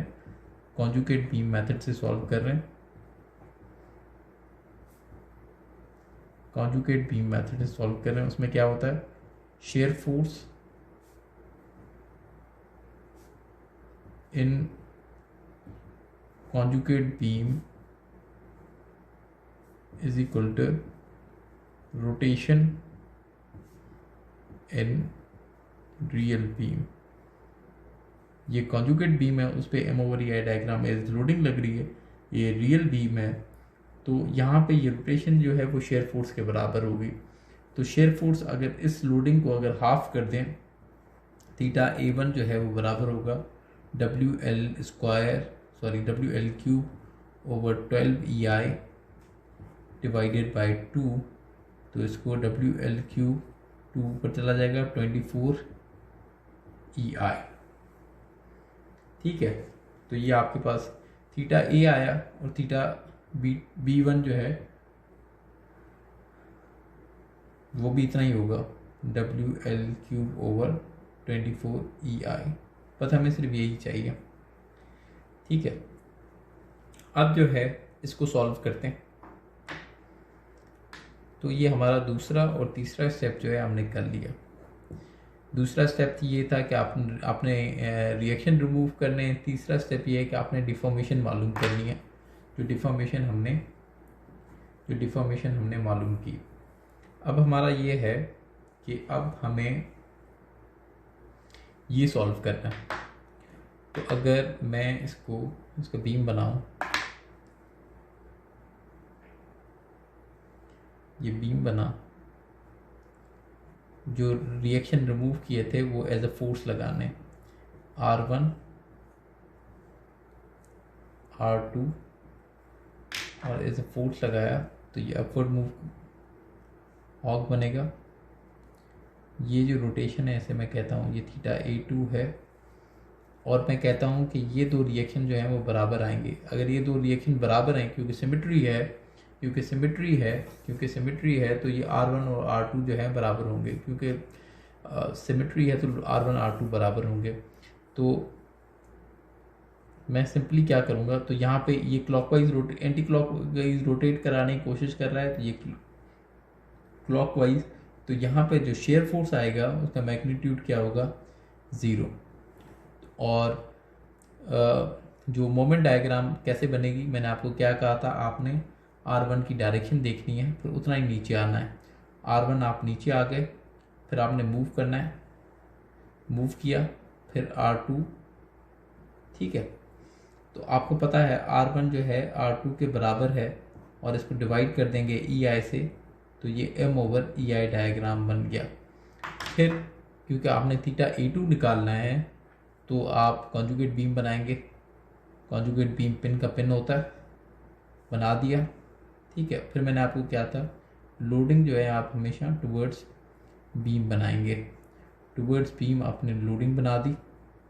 लोडिंग बनाने के बाद इस पर रिएक्शन क्या आएगा, ये ट्राइंगल R1 इंटू EI, यहाँ से लेके यहाँ तक जो लेंथ है वो L है। तो अगर इसके रिएक्शंस क्या आएंगे, इसके रिएक्शंस आएंगे ट्राइंगल के एरिया का हाफ R1 L/2 EI, और यहाँ पर भी ये रिएक्शन जो है वो भी इतना ही आएगा, R1 L/2 EI। और आपको पता है कि ये बराबर होगा थीटा A2 के, क्योंकि rotation in real beam is equal to shear force in conjugate beam, ठीक है।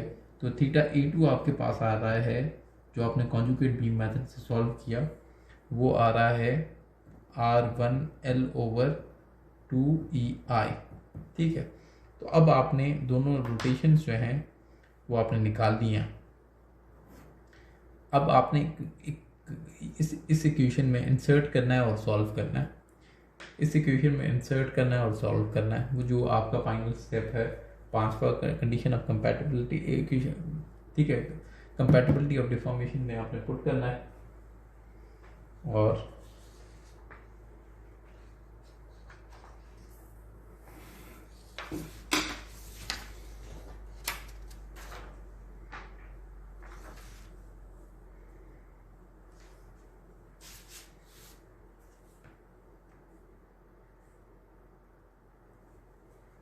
ठीक है, तो आप कह रहे हैं theta A1 is equal to theta A2। Theta A1 का जो मैग्नीट्यूड है वो है WL³/24 EI, और ये बराबर है R1 L/2 EI। इसको सॉल्व करें, EI से कैंसिल, L यहाँ से कैंसिल, तो आपके पास R1 जो आएगा वो आएगा WL²/12, ठीक है। तो अगर आप देखें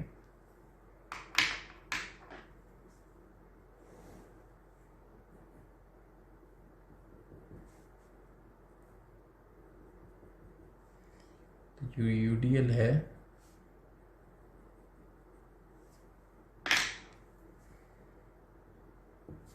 तो आपने R1 कितना निकाला है, WL²/12, और R2 भी इतना ही होगा, R2 भी WL²/12, ठीक है।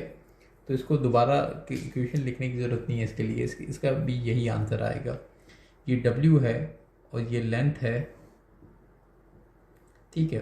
तो इसका मैग्नीट्यूड कितना होना चाहिए, WL, इसका हाफ कितना होगा, WL/2 यहाँ पर होगा, और WL/2 जो है यहाँ पर होगा। अगर इसका शेयर फोर्स बनाएं तो शेयर फोर्स डायग्राम क्या होगा, इसका शेयर फोर्स जो है वो ऐसे कुछ बनेगा, WL ऊपर गए, फिर ये यहाँ पर जो है UDL है, तो UDL में हमारे पास जो है शेयर फोर्स जो है वो इंक्लाइन लाइन बनती है, ठीक है। तो ये आपके पास WL/2 ये आपके पास शेयर फोर्स डायग्राम। और आपने अगर बेंडिंग मोमेंट डायग्राम बनाना है तो बेंडिंग मोमेंट डायग्राम मैंने आपको क्या कहा था कि आपने एरो को देखना है। एरो जो है जिस डायरेक्शन में जा रहा हो, देखें उस डायरेक्शन में उतना आप नीचे चले आए। नीचे चले आए, कितना आया, WL²/12। ठीक है, अब ये यहाँ से लेके यहाँ तक की जो लेंथ है वो L/2 है, क्योंकि सिमेट्री है। तो अगर आप ये जो एरिया है ये है, तो ये पॉजिटिव एरिया है। तो आपने क्या करना है, इंक्रीज ऊपर की तरफ जाना है। अब कितना एरिया ऊपर की तरफ जाना है, अगर इस ट्राइंगल को सॉल्व करें, 1/2 WL/2 इंटू L/2, इसको सॉल्व करें तो आपके पास आएगा WL² इंटू 2 4 8। ठीक है, तो आपने ये जो है ये नेगेटिव वैल्यू है, तो -WL² divided by 12 plus WL²/8। अगर आप इसको सॉल्व करें तो आपके पास जो वैल्यू आएगी वो आएगी 1/24 WL²। ठीक है, क्योंकि ये ट्राइंगल है तो ये कर्व कैसे बनेगा, पैराबोला, और ये इंक्रीजिंग कर्व बनेगा। और ये देखें ये पॉजिटिव वैल्यू आई है हमारे पास, तो ये जो यहाँ पे ज़ीरो शेयर है वहाँ पर आपके पास आएगा WL²/24। ठीक है, अब क्योंकि ये नेगेटिव है तो ये सिमेट्री है, तो ये डिक्रीजिंग ऐसे जाएगा और यहाँ पे जाके ख़त्म हो जाएगा, और इसका मैग्नीट्यूड भी WL²/12। तो ये इसका बेंडिंग मोमेंट डायग्राम है। तो इस प्रॉब्लम को हमने जो है सॉल्व किया, क्योंकि सिमेट्री थी तो हमारा काम इजी था। हमने कोई भी रिएक्शन, हमने पहले इसको जो है इसके मोमेंट्स हटा दिए, और मोमेंट्स हटाने के बाद हमने जो है इसको सॉल्व कर दिया। क्योंकि सिमेट्री थी तो हमें R2 फाइंड करने की ज़रूरत ही नहीं थी।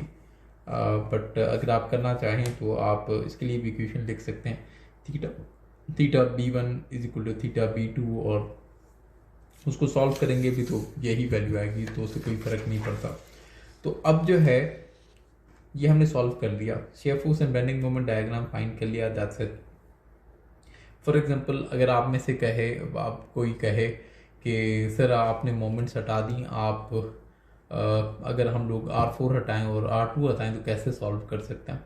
ठीक है, तो हम लोग दोबारा इस प्रॉब्लम को सॉल्व करते हैं ये दो रिएक्शंस हटा के, और अगर हम देखते हैं कि हमारे पास यही shear force and bending moment diagram आता है या नहीं आता। तो हमारे पास प्रॉब्लम है, वही प्रॉब्लम, सिर्फ उसके रिएक्शंस जो हैं हम लोग मोमेंट्स की बजाय हम लोग जो हैं हमारे पास प्रॉब्लम है, यहाँ से फिक्स है, यहाँ से फिक्स है,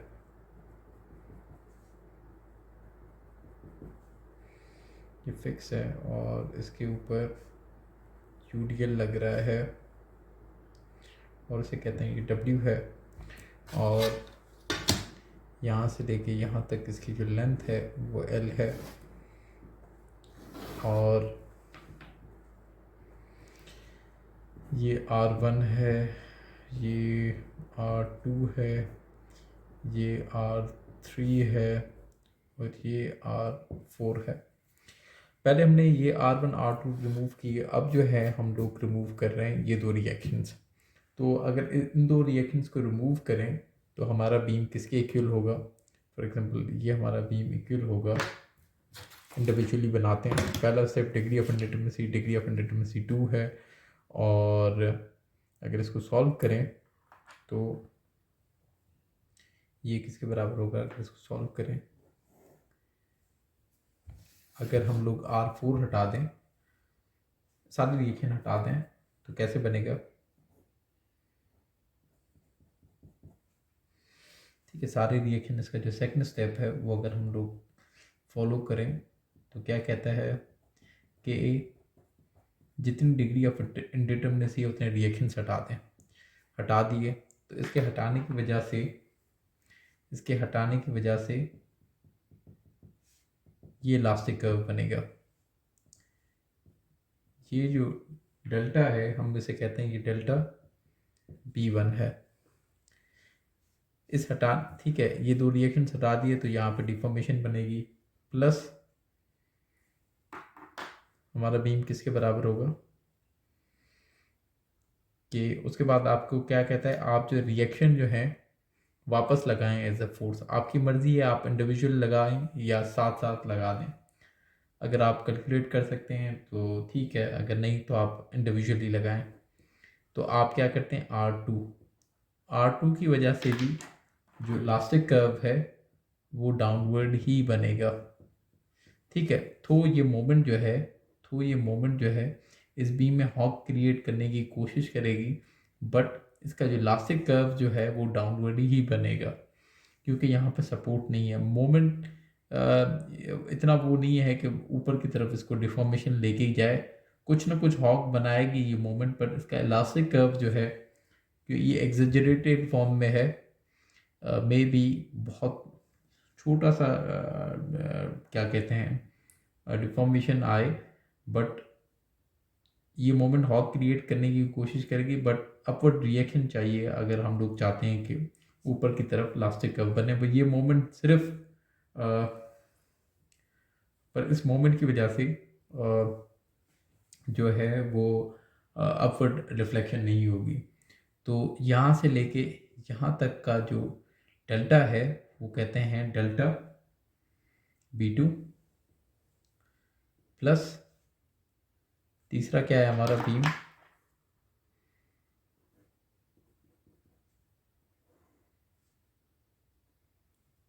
R4 को अगर एज अ फोर्स लगा दें तो ये फोर्स है, तो इसकी वजह से अपवर्ड डिफॉर्मेशन होगी, और ये जो है आपका डेल्टा B3, ठीक है।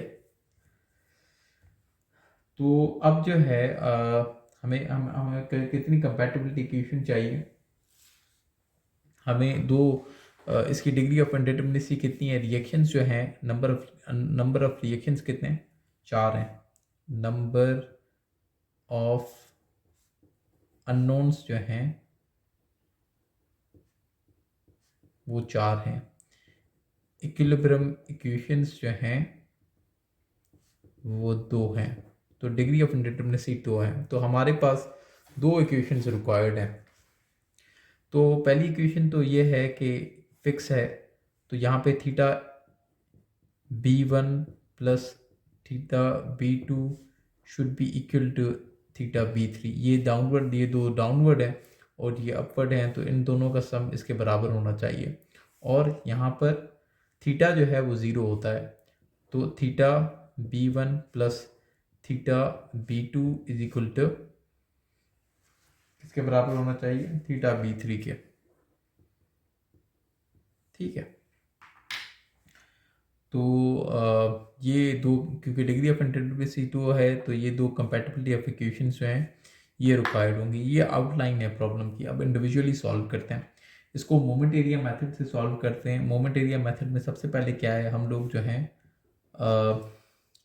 मोमेंट डायग्राम बनाते हैं, फिर उसको एम ओवर ई डायग्राम में कन्वर्ट करते हैं, ठीक है। अगर आप इस बीम का मोमेंट निकालें W इंटू एल, ये W इंटू एल सेंटर पे फोर्स लग रही होगी। अगर आप ये यहाँ से लेके यहाँ तक लेंथ, ये W एल फोर्स लग रही होगी, और यहाँ से लेके यहाँ तक का जो डिस्टेंस होगा वो L/2 होगा। तो ये जो है क्लॉकवाइज रोटेट कराने की कोशिश करेगी, रिएक्शन जो है काउंटर क्लॉकवाइज आएगा। तो रिएक्शन कितना आएगा, WL स्क्वायर डिवाइडेड बाय 2, ठीक है, ये रिएक्शन आएगा। तो इसका अगर मैं मोमेंट डायग्राम, मैंने आपको कैसे बताया था कि मोमेंट डायग्राम कैसे बनाना है।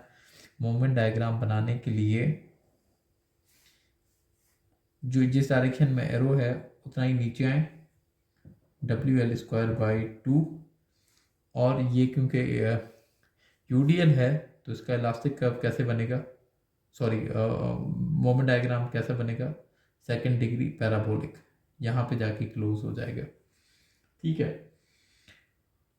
ये इसका मोमेंट डायग्राम बन गया। अब इसको डिवाइड करते हैं EI के साथ, तो ये इसका M ओवर EI डायग्राम बन गया। इसका कैसे बनेगा, ये R2 है, ये क्लॉकवाइज रोटेट कराने की कोशिश कर रहा है, तो रिएक्शन कैसे आएगा, काउंटर क्लॉकवाइज R2। ठीक है, तो इसका बेंडिंग मोमेंट डायग्राम कैसे बनेगा, मैंने आपको क्या कहा है, इस एरो को देखना है, ये एरो डाउनवर्ड आ रहा है तो डाउनवर्ड गए, R2 ये बराबर है,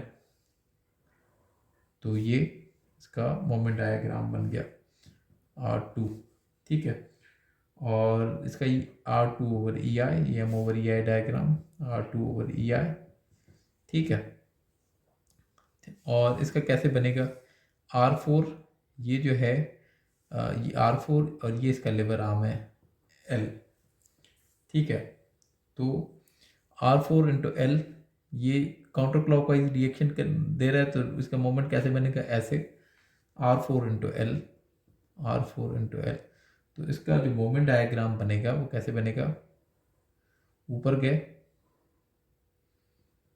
R4 × L/EI, क्योंकि यहाँ पे पॉइंट लोड है तो इसका बेंडिंग मोमेंट डायग्राम जो है वो इंक्लाइन लाइन बनेगा।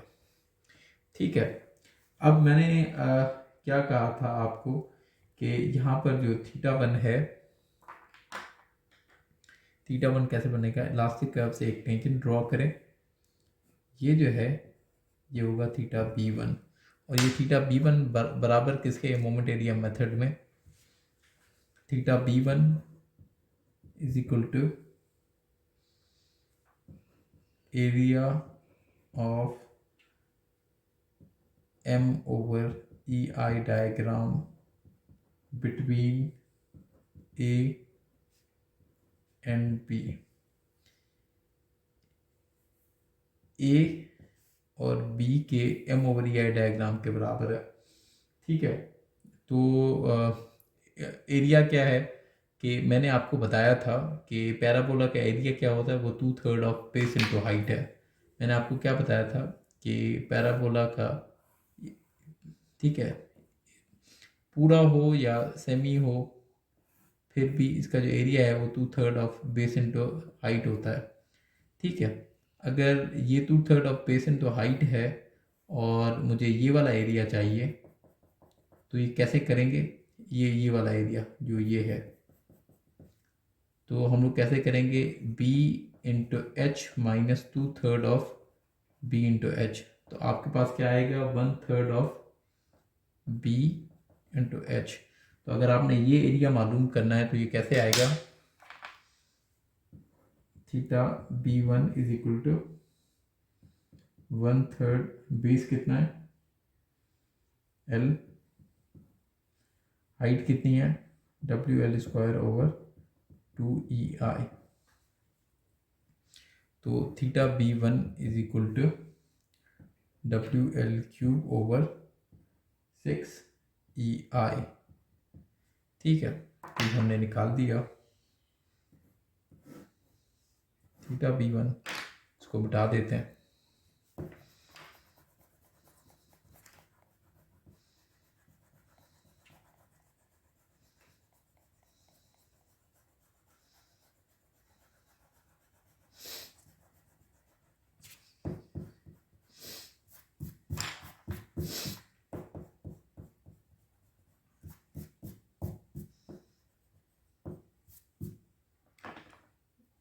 ठीक है, और अगर आपने डिफॉर्मेशन मालूम करनी है तो डिफॉर्मेशन कैसे मालूम करेंगे, ΔB1 में, ΔB1 जो है वो बराबर होता है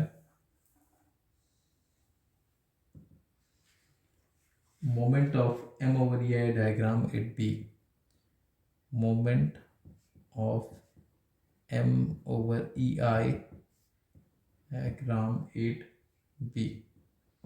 ठीक है, इस ट्राइंगल का जो सेंट्रॉइड पे लग रहा होगा वो हमें पता है कितनी फोर्स लग रही होगी, हमें पता है उसका जो मैग्नीट्यूड है। ठीक है, उसका जो मैग्नीट्यूड है, उसका जो मैग्नीट्यूड है वो है WL³ / 6EI। वो कितने डिस्टेंस पे लग रही है, यहाँ से यहाँ तक का जो डिस्टेंस होगा वो 3/4L है।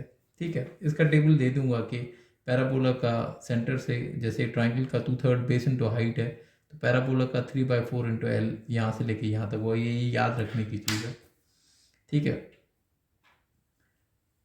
तो डेल्टा B1 ये वैल्यू आपने याद रखनी है कि इसके सेंट्रॉइड से यहाँ तक का जो डिस्टेंस होगा वो 3/4 L होगा।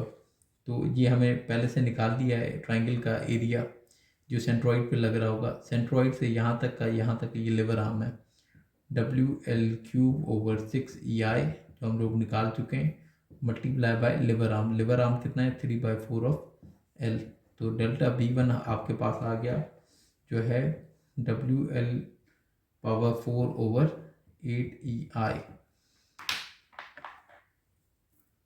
ये आपके पास डेल्टा B1 आ गया।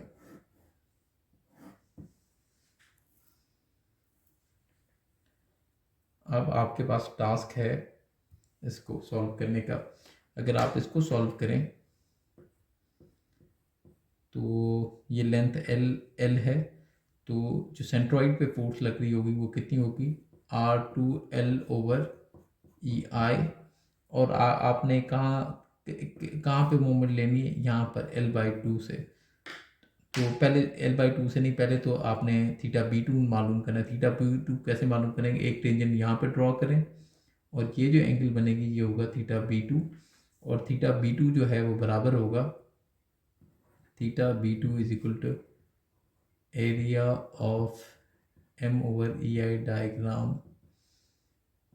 Between A and B।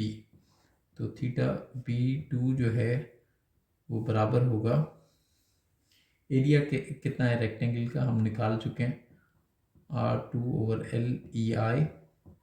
ये एरिया है रेक्टेंगल का, ठीक है। और θB2 कैसे मालूम होगा? Delta B2 = moment of M/EI 8B R2/L into EI into L/2 = delta B2। Delta B2 = R2L²/EI 2EI, ठीक है। तो ये आपके पास डेल्टा B2 आ गया। ये सेंट्रॉइड पे फोर्स लग रही थी, L/2 से मल्टीप्लाई कर दिया कि हम लोग मोमेंट एरिया मेथड सॉल्व करें। θB2 कैसे आएगा? अगर ये इलास्टिक कर्व है, एक टेंजेंट यहाँ पे ड्रॉ करें, ये जो है θB3 है। θB3 बराबर होगा area of M/EI diagram between A and B। क्योंकि ये ट्राइंगल है तो ट्राइंगल का एरिया कैसे निकलता है? 1/3 of base is L, height is R4L/EI। तो इसका θB3 आएगा R4L²/2EI।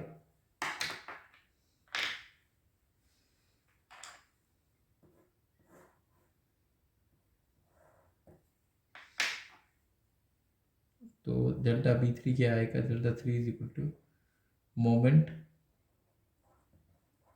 8 M/EI 8B। ये डेल्टा B3 मालूम करनी, ये कैसे आएगा? M/EI डायग्राम की ये एरिया हमें पता है, ये फोर्स लिवर आर्म से मल्टीप्लाई करेंगे। लिवर आर्म यहाँ से लेके यहाँ तक होगा जो 2/3 ऑफ लेंथ 2/3 ऑफ L होगा। तो इस फोर्स से मल्टीप्लाई करना है उसके साथ। Delta B3 = R4L²/2EI। Liver arm कितना है? 2/3 ऑफ L। तो आपके पास डेल्टा B3 आ गया = R4L³/3EI।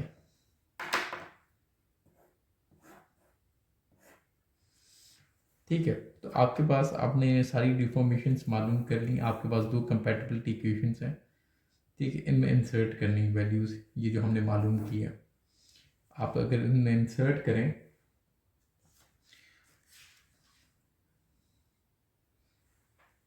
ये वैल्यूज हम इनमें इंसर्ट करेंगे।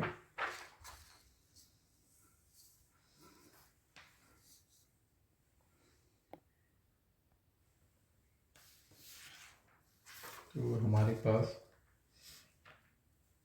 इक्वेशंस हैं डेल्टा B1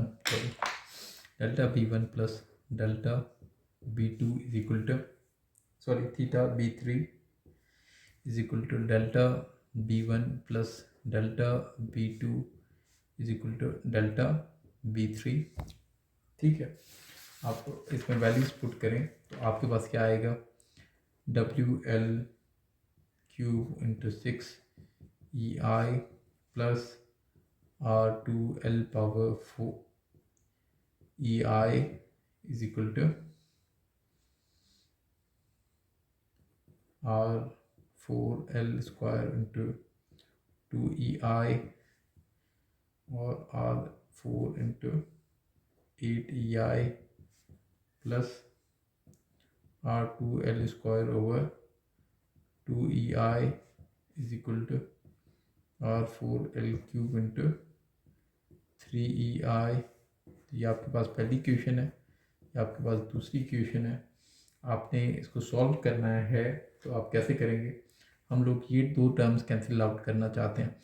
तो यहाँ पर तो मैं इसे क्या, इन दोनों को बराबर करना है। तो कैसे करना है, अगर मैं ऊपर वाली टर्म को L/3 से मल्टीप्लाई कर लूँ और नीचे वाली टर्म को 1/2 से मल्टीप्लाई कर लूँ तो ये इक्वेशंस कैसे हो जाएंगी, WL square L power 4 into 18EI plus R, क्योंकि इसमें दो अननोन्स हैं, R2 भी अननोन है, R4 भी अननोन है। तो हम लोग उसको एक को हमें कैंसिल आउट करना पड़ेगा, तभी हमें R2 की वैल्यू मिलेगी।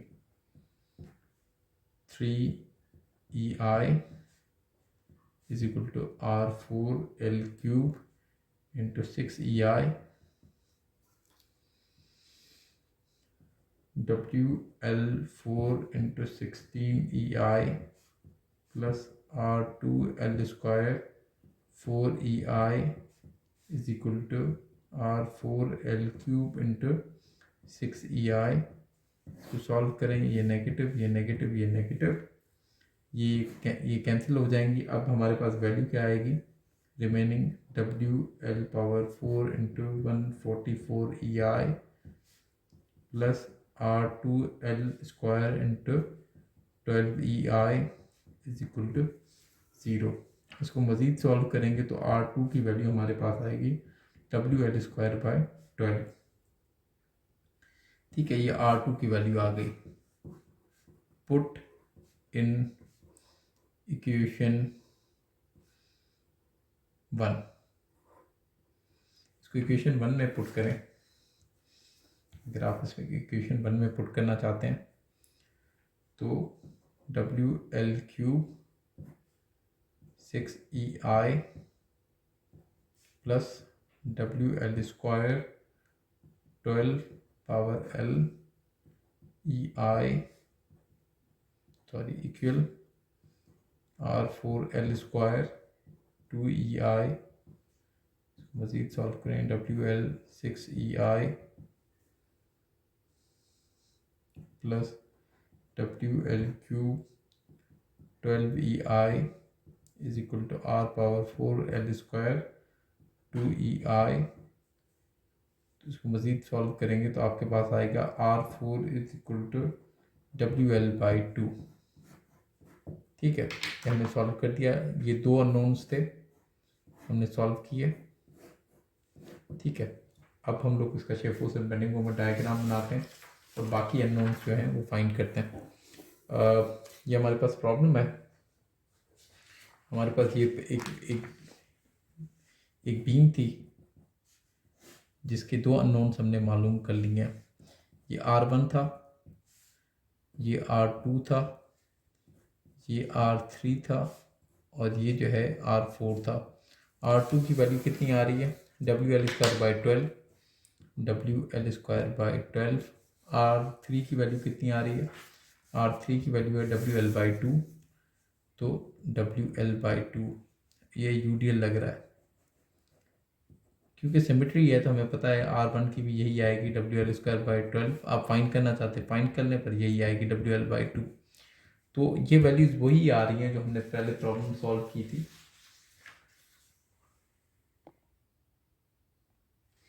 ये जो हमने पिछले प्रॉब्लम सॉल्व किया था जिसमें ये दो मोमेंट्स हटाती थी, उसमें भी हमारी मोमेंट की वैल्यूज़ यही आ रही हैं। तो आप कोई भी रिएक्शन हटा सकते हैं, वैल्यू जो है वो वही आएगी। इसका बेंडिंग मोमेंट डायग्राम वैसे ही बनेगा, शेयर फोर्स डायग्राम जैसे हमने बनाया था। WL ऊपर गए, फिर इंक्लाइन कर्व यहाँ पर ख़त्म हुआ, WL/2 WL/2 ये इसका शेयर फोर्स डायग्राम है।